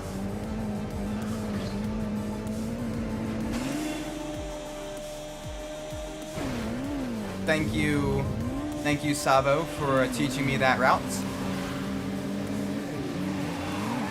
Oh gosh, the car is super sluggish in the rain. Very slippery. Ah, the LFA is definitely a car that could not exist nowadays. But I love it. Okay, I want to change my vehicle. This is absolutely dreadful. Let's use the Alaridae instead. The Alaridae will at least give us some decent acceleration and some actual turning. Even if it's going to get very sus in the rain. Very slippery. Very sussy. Ow. Okay. Oh, I didn't want that. Let's try to get back up with the group.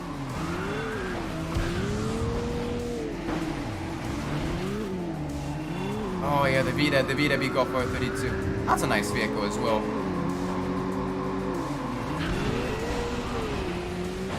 I never forget how they spent 6 months to make the upper control arm of the LC500. I mean, the LC500 also a very good vehicle. It's definitely one of the more underrated sports cars of its time, but it is a very cool car. Alright, we can make the jump here. We can cut off just a little bit of time by going this way. So we have just enough speed to make the jumps. There we go. Oh my gosh, the rain is very difficult to drive in. The cars do not want to turn, and then when they do turn, they like snap to the left and to the right. Thankfully, they kind of got the rain physics with the slidier handling fixed a bit better in Midnight Club 3. Because otherwise, this is a little bit more difficult. The weather. That's one lap down. Oh gosh, we're going side by side through the Triumph chicane. Saved it. There we go. I got two vehicles just up ahead. We got this, I think, maybe.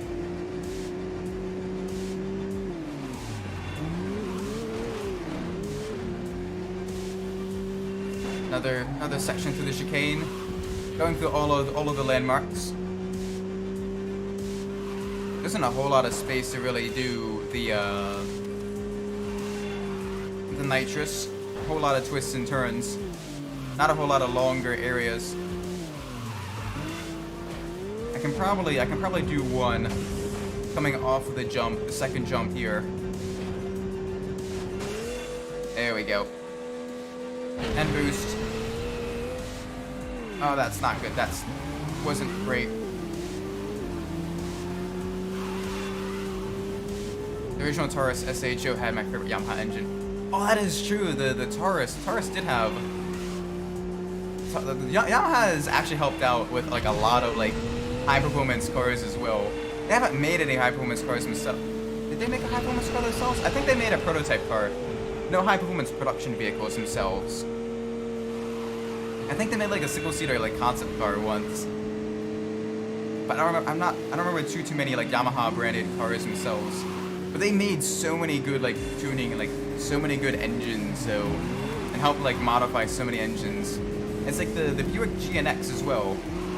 The highest performance version of that was the engine was tuned by McLaren Automotive, the same McLaren that made the McLaren F1 and the the 650S and all that stuff, which is really cool.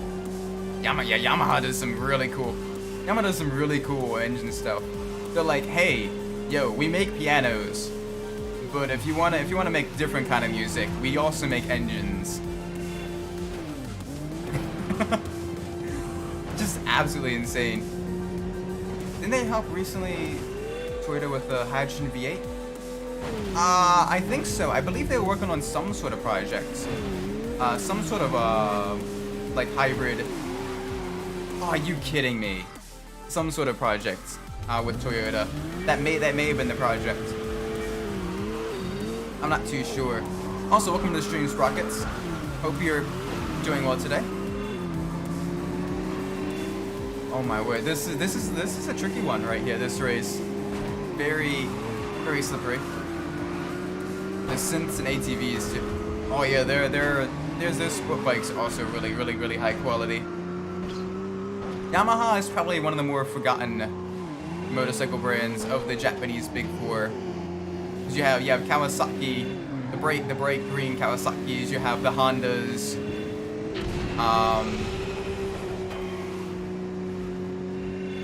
Is it the Big Four? I'm trying to remember now. Maybe it's a different one. Maybe it's a different motorcycle company that's a little bit more forgotten. Yamaha, Kawasaki, Honda. What am I forgetting? There's 4 of them. I know there's 4.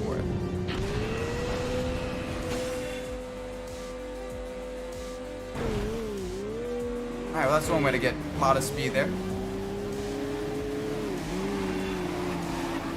But you know, my church, because I run AV equipment for my church, and they have a whole bunch of like Yamaha sound equipment as well, and it's very nice, very good. Like the keyboard we use and everything, very high quality, very durable too. Because there's been a few times when someone new on the band has accidentally knocked it over or something, or someone new on the setup crew has bumped it against the wall and everything.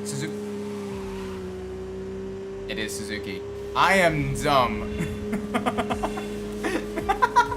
I completely forgot about Suzuki.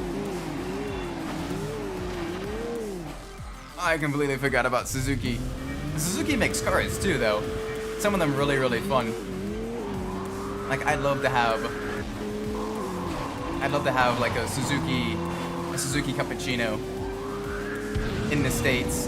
That's actually the only K car I haven't seen in real life. Like I've seen the AZ1 recently at a car show.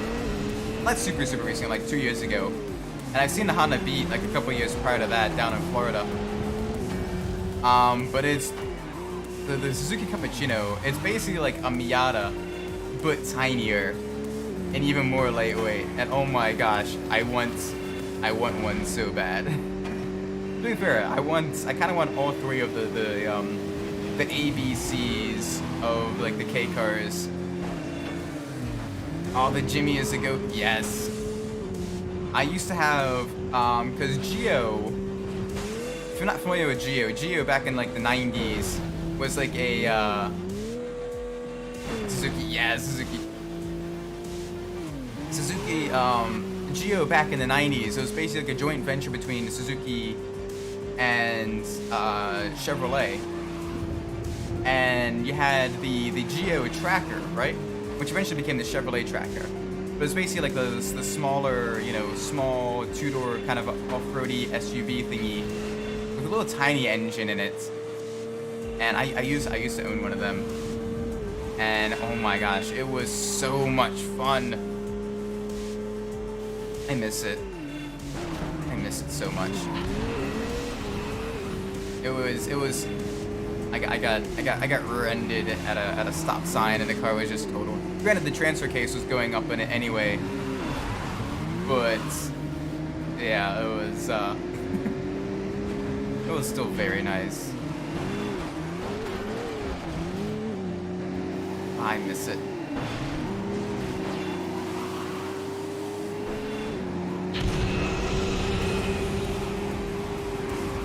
But it was basically kind of like almost like owning a Suzuki, little kind of like American Suzuki Jimmy in a way, with something similar, very close to it, with it being kind of like a lightweight little SUV.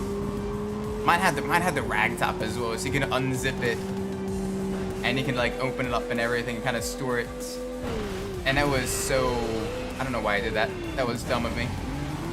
And it was so much fun in the summer. So nice. I miss it. If I ever, granted, I need a space to store it because Maryland weather is very rough on those rag tops. But if I could ever get like a space, like if I can ever like purchase like an actual like garage area or someplace to store it. Granted, I could probably fit it in some of the larger like storage units like that you can rent. And use one of those as like a makeshift garage. But I'd love to maybe get another Geo Tracker as well. That'd be a fun little like summer vehicle. You know it's good on gas because it's got, you know, a little tiny engine, not a whole lot of power, but it's lightweight as well, so you don't have to worry too much about like atrocious acceleration, especially if you have the manual transmission one. And put it inside the storage container. one of like the storage units. I mean, to be fair, I know people that like that store like motorcycles and like ATVs and stuff like that in like storage units because it's like, you know, it's secure. They're surrounded by, you know, the security cameras and everything. Like it's probably a smart idea actually. Probably if you fold in the mirrors, you might be able to fit it in one of the larger ones. Could be an option. Now that I think about it. But no, that'd be a fun summer and fall car. Like, you know, when the weather is good and everything, take it out, have the top down, go cruising, you know, through like, you know, Rock State Park and everything. That'd be so much fun. Oh, finally. There we go. We won that one. Alright, let's exit to the front end. Let's see what races we have left. We only have a few left, I think. 2 more left. Sweet. Necro Monalisa. Emerge from the depths of the catacombs onto the streets above. Necro Monalisa! Check it out. Can we use a Moto Prego? We're going to be using that in the final race, so it'll be another vehicle to be useful. The Monsoni's kind of useless. Probably the only motorcycle that's not good. Need to like got a Pajero. Oh, sweet! The Pajero Mini. Oh, those things are cool as well. I wish we got smaller SUVs, honestly. Like I'm not a big fan of like the big SUVs or like the CUVs, you know, that are basically just they're low enough to be, you know, basically station wagons without the ugly name station wagon attached to it because Americans for some reason hate station wagons. Like, no, that I'd love like more kind of like smaller, lighter weight, kind of like off-roady style SUVs and stuff. Like those are so cool. There's one, like the Jeep Wrangler is one very pricey, and two, it's just gotten big. So I'd love to see like more like smaller scale off-road SUVs and everything be introduced to the U.S. market. Granted, getting them to pass, you know, safety crash test ratings and everything probably isn't going to be too easy. Though Mitsubishi did manage to sell the Mirage of all vehicles here in the States, so oh, that's a big crash. That is a big crash. Wow. There we go. Easy way to get back up into the lead. Ow. Okay. That didn't help us too much. It's a good thing we're in a smaller car here. Oh my word. Very tight, very technical here. Bonk. Yeah, the older Grand Cherokees is probably about as big as I drive as well. I miss the old box Cherokees. Those were nice.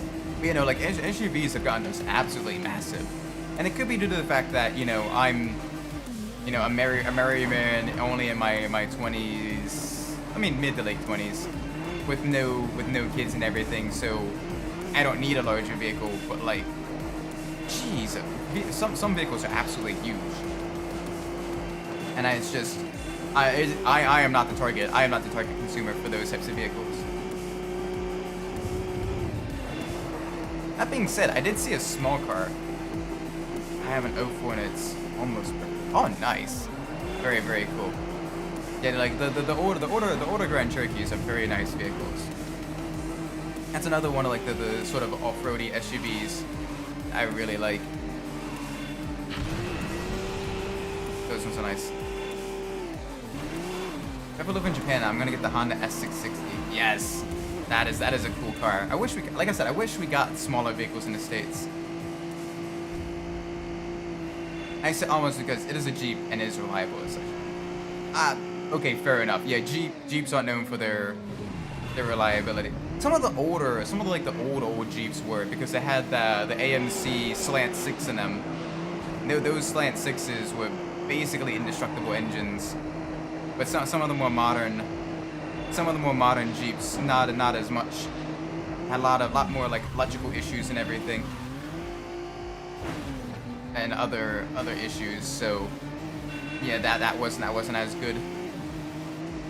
But you know, like the old Jeeps that were nice too. Like getting an old like CJ Jeep would be pretty sweet. But no, I definitely like, you know, smaller, more compact vehicles. Like I saw today, electric issues with everything. I mean, that is true. A lot of American cars. A lot of American cars today, not necessarily today, but like in the early 2000s and late 90s, electrical issues very much plagued a lot of American cars. Not nearly as bad as the British cars, but it still plagued the American cars quite a bit. Fiat Renegade. Oh gosh, that thing, the oversized Fiat 500, or the Fiat 500L with the body kit. That thing is. That thing, I'm surprised, got trail rated. Oh, pain, Petco. But no, I love smaller vehicles.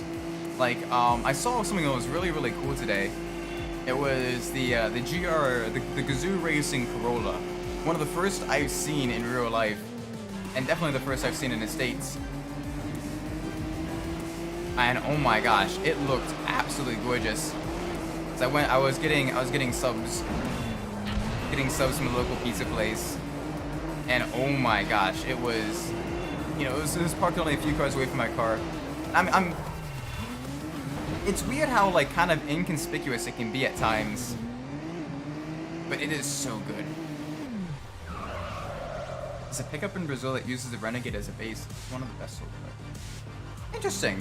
I mean, I guess if you kind of remove the back and everything and turn it into like an integrated cargo tray, you basically have a compact car with the utility of a truck. You basically kind of made a like a ute in a way, which is pretty cool.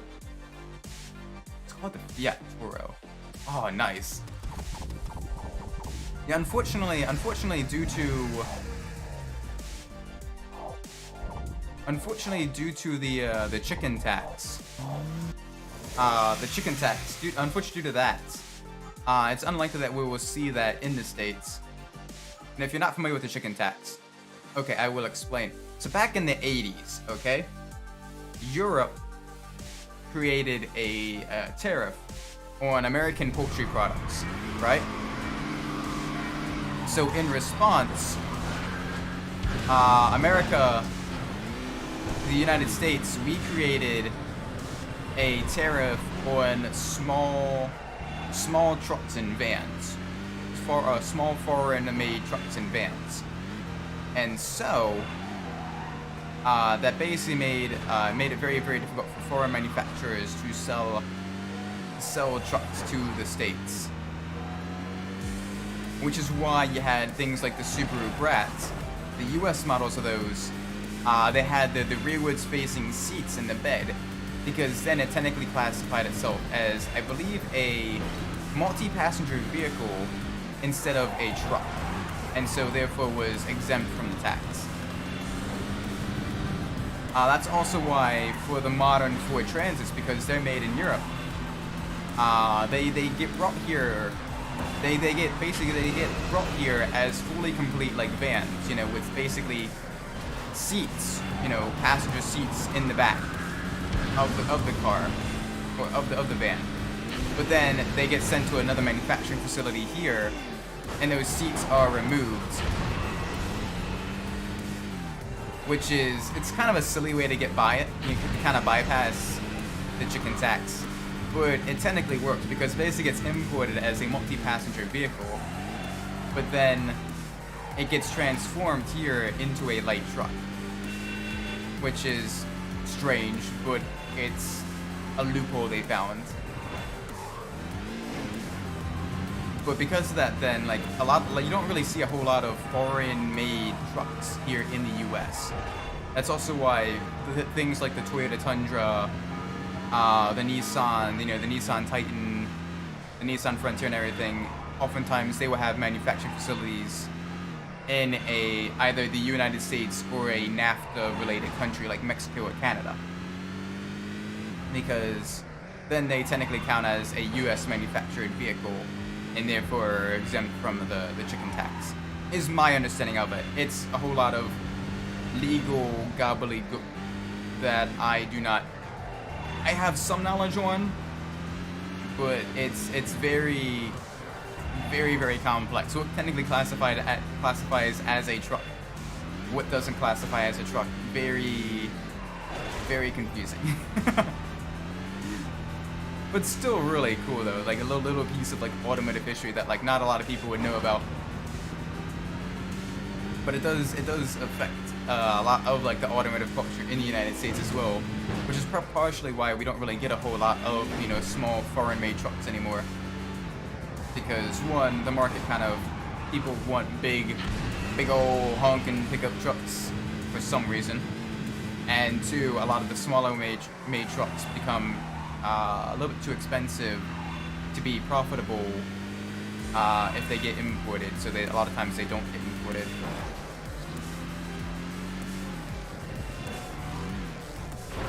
GTA play, welcome GTA player. Just got done watching Kirby Fully Loaded. Oh yeah, the one with Lindsay Lohan? Who was the girl on that one? But yeah, well basically they turned Herbie into a stock car. That one was a cool one. That was a decent Herbie movie as well. They should make another Herbie movie. That'd be fun.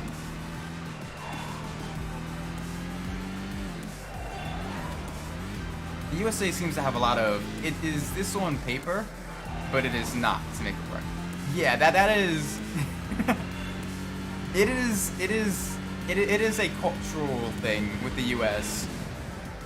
where when you have a country that's kind of built entirely on like, you know, individuality and basically, no, you can't tell me what to do. I'm gonna make my own.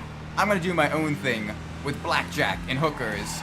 You kind of get a lot of people, a lot of companies as well that are like, okay, we will follow the letter of the law, but not the spirit of the law. And basically, it gets a little bit confusing. It gets a little bit sus at times.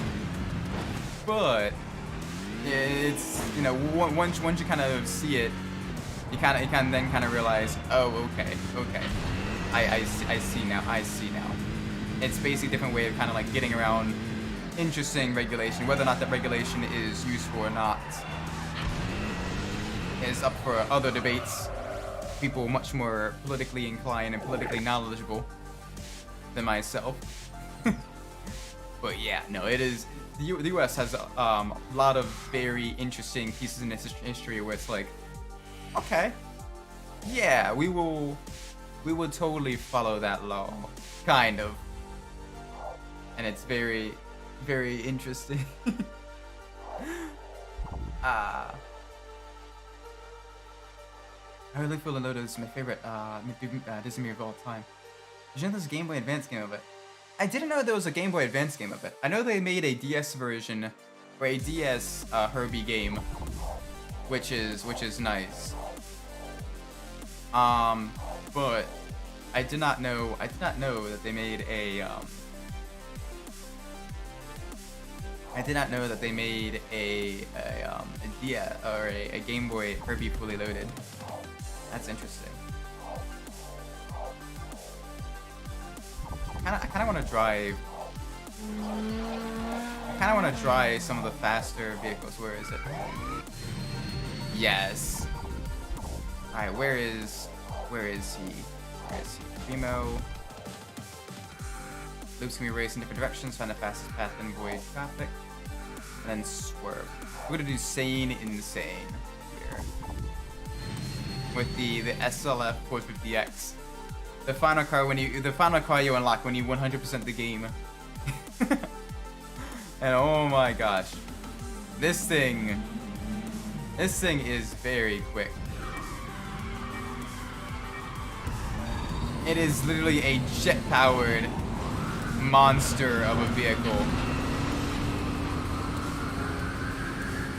The speed.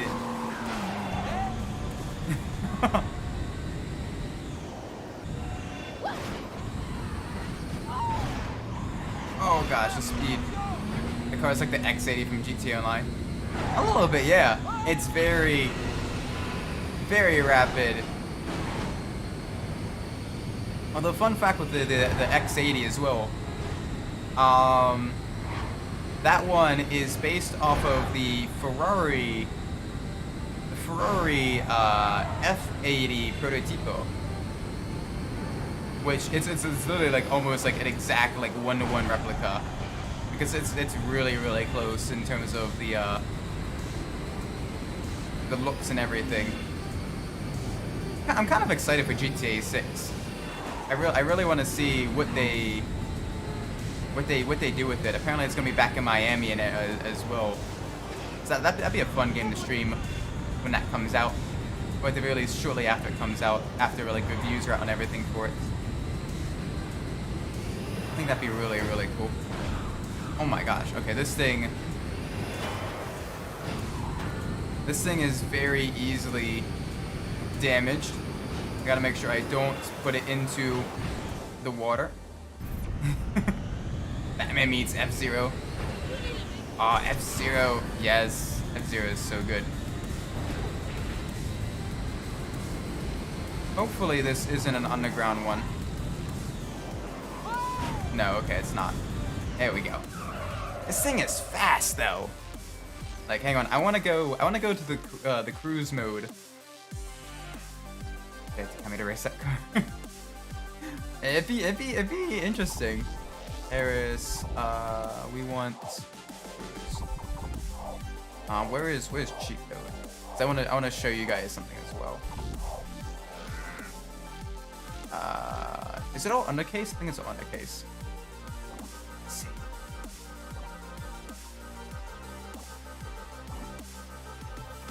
Or the rocket car from the Instant Run. And I've never played any of the Simpsons open world games. Also, if you don't know this cheat code, this one is fun. There we go. Cool. And I think it's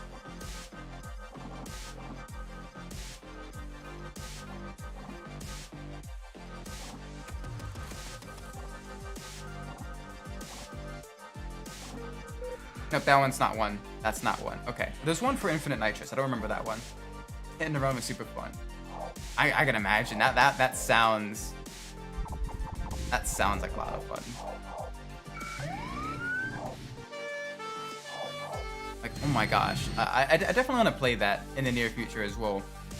I haven't played it, but I do want to play it. I need to find the game. So anyway, if you're wondering what that cheat code did, right? If you're wondering what that cheat code did, it gives you a machine gun and rockets. That is what the cheat code does. Is it gives you rockets.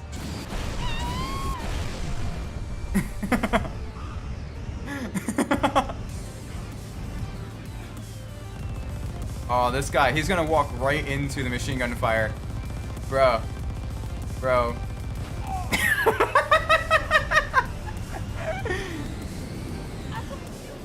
Does every GameCube game work on the original Wii? I don't know. I've not really played much of the Wii. But yeah, this is very... Oh, this is fun.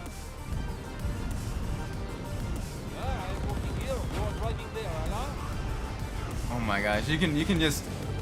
Hang on a second.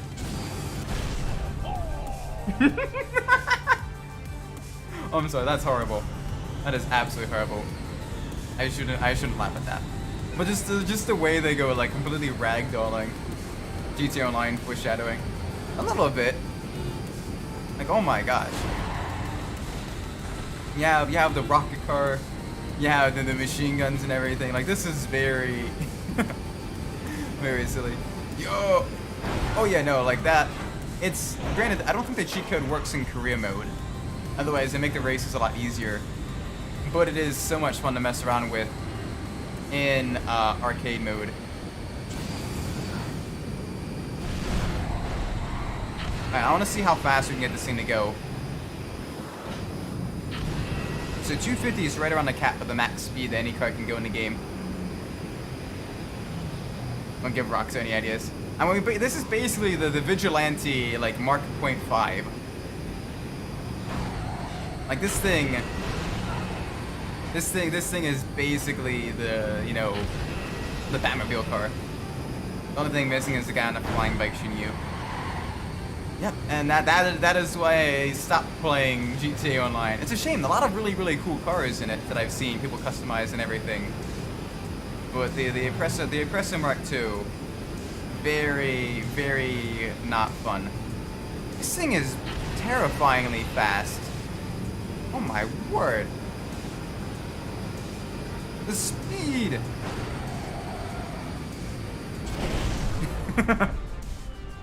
You can blow up. You can blow up the cars. That's the fun. That's fun too. That is so much fun. What's even more fun is you can use this in other like arcade mode races and stuff like that. New Electric Hellcat is coming to GTA Online. Yeah, I saw that in the newswire post. Because even though I don't play it as much, I still keep tabs on like the new updates and everything. It's like the Mercenaries update, right? Yeah, that's gonna look so cool. I'm really looking forward to seeing, you know, what people what people can do with that. Come on, walk into it. I was joking. Please do not actually walk into machine gun fire, lady. It's just oblivious.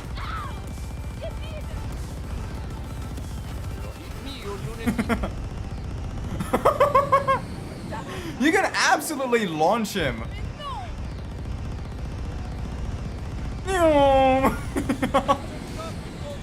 Alright, where did he go? Here he is. Wait, that's a telephone pole. Where did he go? Where'd the actual guy go?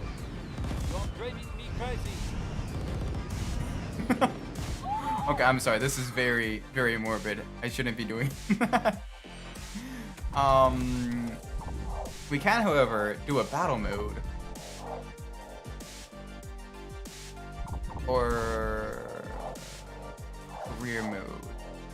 Yeah, we can do a career mode race. Yes. This is way better than the Hovercover Minute Club one. Yes. Much easier to unlock too. Have you seen a new Mitsubishi Lancer Evo? Wait, Mitsubishi's making another Evo? That's news to me. They're making a new Evo. Last I thought Mitsubishi were in economic like dire straits. Let me check that real quick.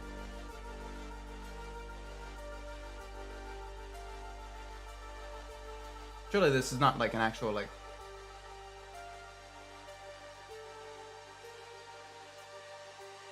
Oh, it's just a render. It's just a render of what's eventually gonna, you know, it's just a render of what people like speculate and everything. Please don't tell me it's an SUV. No, apparently according to the render, granted it's mostly just like hype and speculation.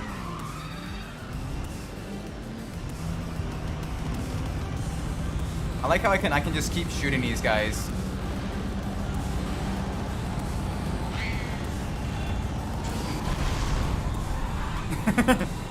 You can blow up all of their cars. Ow.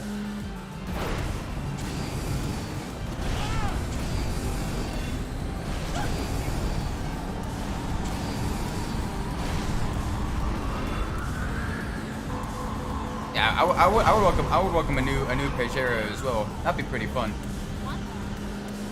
Just barely trying here. Tippy tap the accelerator. Stay below 60 miles an hour. If anyone gets in front of you, just blow them up.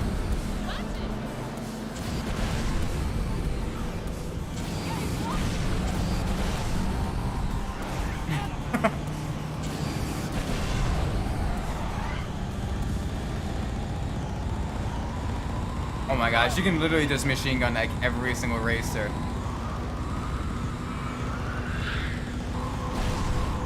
Until they blow up. Sweet. Easiest way to win.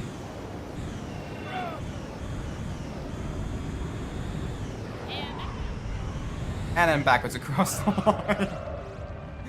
Whee! Still waiting for mods to FC and GT Online, but I see mods for it. Oh my gosh, Mazda is severely underrepresented in GTA Online. That'd be a fun vehicle to have in GTA Online, especially with the drift tires and everything. Make it almost like the Takashi brothers white FC from an Initial D. That'd be fun. That'd be really good. Career mode. Oh, it doesn't let you do the SL, the SLF or DX in the career mode. That's very unfortunate. But yeah, oh my gosh, like the mods and everything, like the whatchamacallit, the Project Homecoming. The Project Homecoming mods look really cool. This is Moses, yo. To get a nice clean landing, level out your car while it's in midair by using weight transfer. Moses, I am literally like 100% completed the game. You don't need to tell me that, buddy. I just want to see how far ahead I can come compared to like the other people. Because this thing is literally like a terrifyingly fast jet-powered car. That is absolutely scary. We can kind of mess around with like 1 or 2 more events though, but I should probably call it a night as well. How are you keeping up with me with the searchlight? I was going like 250 miles an hour. Air unit has located suspect. Air units can bugger off. Air unit in pursuit of suspect. I tried the 5M servers. I have not. I've seen other people play on the 5M servers, but I have not. I've not actually played on 5M. I don't have GTA 5 for PC just because I bought it so many times. I mean, I bought it 2 times. I bought it for the PS3 and I bought it for the PS4. And I'm like, okay, no more. I don't really want to purchase the game anymore afterwards. So it's definitely a thing where I'm like, eh. I may eventually get it if it's like, you know, really on sale. But otherwise, eh? I don't know. It's something that's cool, but not necessarily something I want to do right away. That was easy though. Oh my gosh, super miles ahead of everybody else.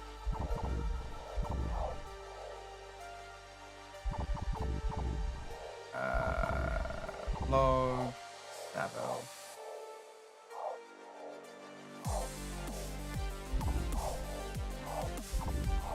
Always another good long high speed race.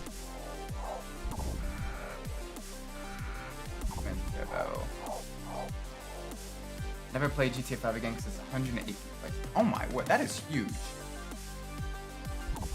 That is absolutely massive.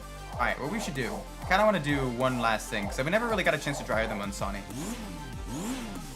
So we're gonna do Monsoni versus Monsoni here, just for the fun of race, just to have a little bit of extra fun. But you know, like games today have gotten so big, it's a little bit ridiculous.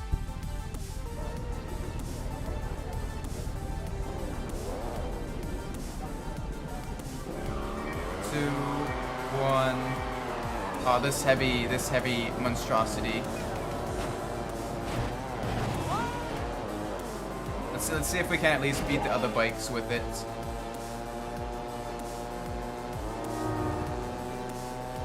Nice and smooth through here.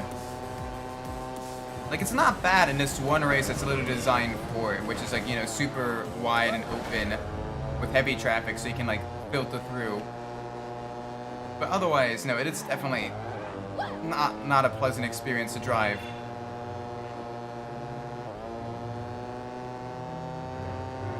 The speeds it can reach, though, are pretty nice. But it is a very, very, very heavy bike. And it's still very easy to fall off of it like that. Bruh. Come on. Let's get going now. Come on, let's get back ahead. Let's get back ahead of everybody else. Thankfully, when you drive the same vehicle as everybody else, you really kind of see just how slow they actually drive. It's only really due to the fact that they have consistently faster vehicles than you. Well, the traffic is absolutely atrocious that, you know, you completely get buggered up on.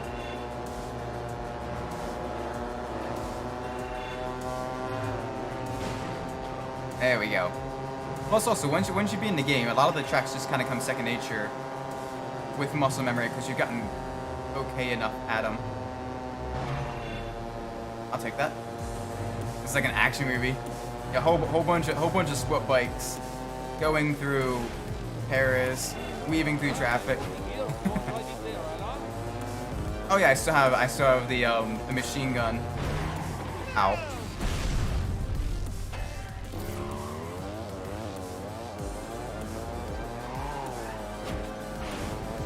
Yeah, the bikes are more powerful in Midnight Club LA. If you've never played any of the Midnight Club games, highly recommend it. Very, very, very good, very enjoyable. But even then, it is. I will give you fair warning. All of the Midnight Club games are very, very, very difficult games. I would not hesitate to let you know that they will completely tear you apart if you're not prepared for them. But they are fun. Midnight Club 3 especially is very, very fun because you can reach some very high speeds as well. Mitsubishi bring back the mod today? Yeah, but unfortunately right now Mitsubishi is like very, very poor in terms of their automotive division. Like they have they don't have money, basically.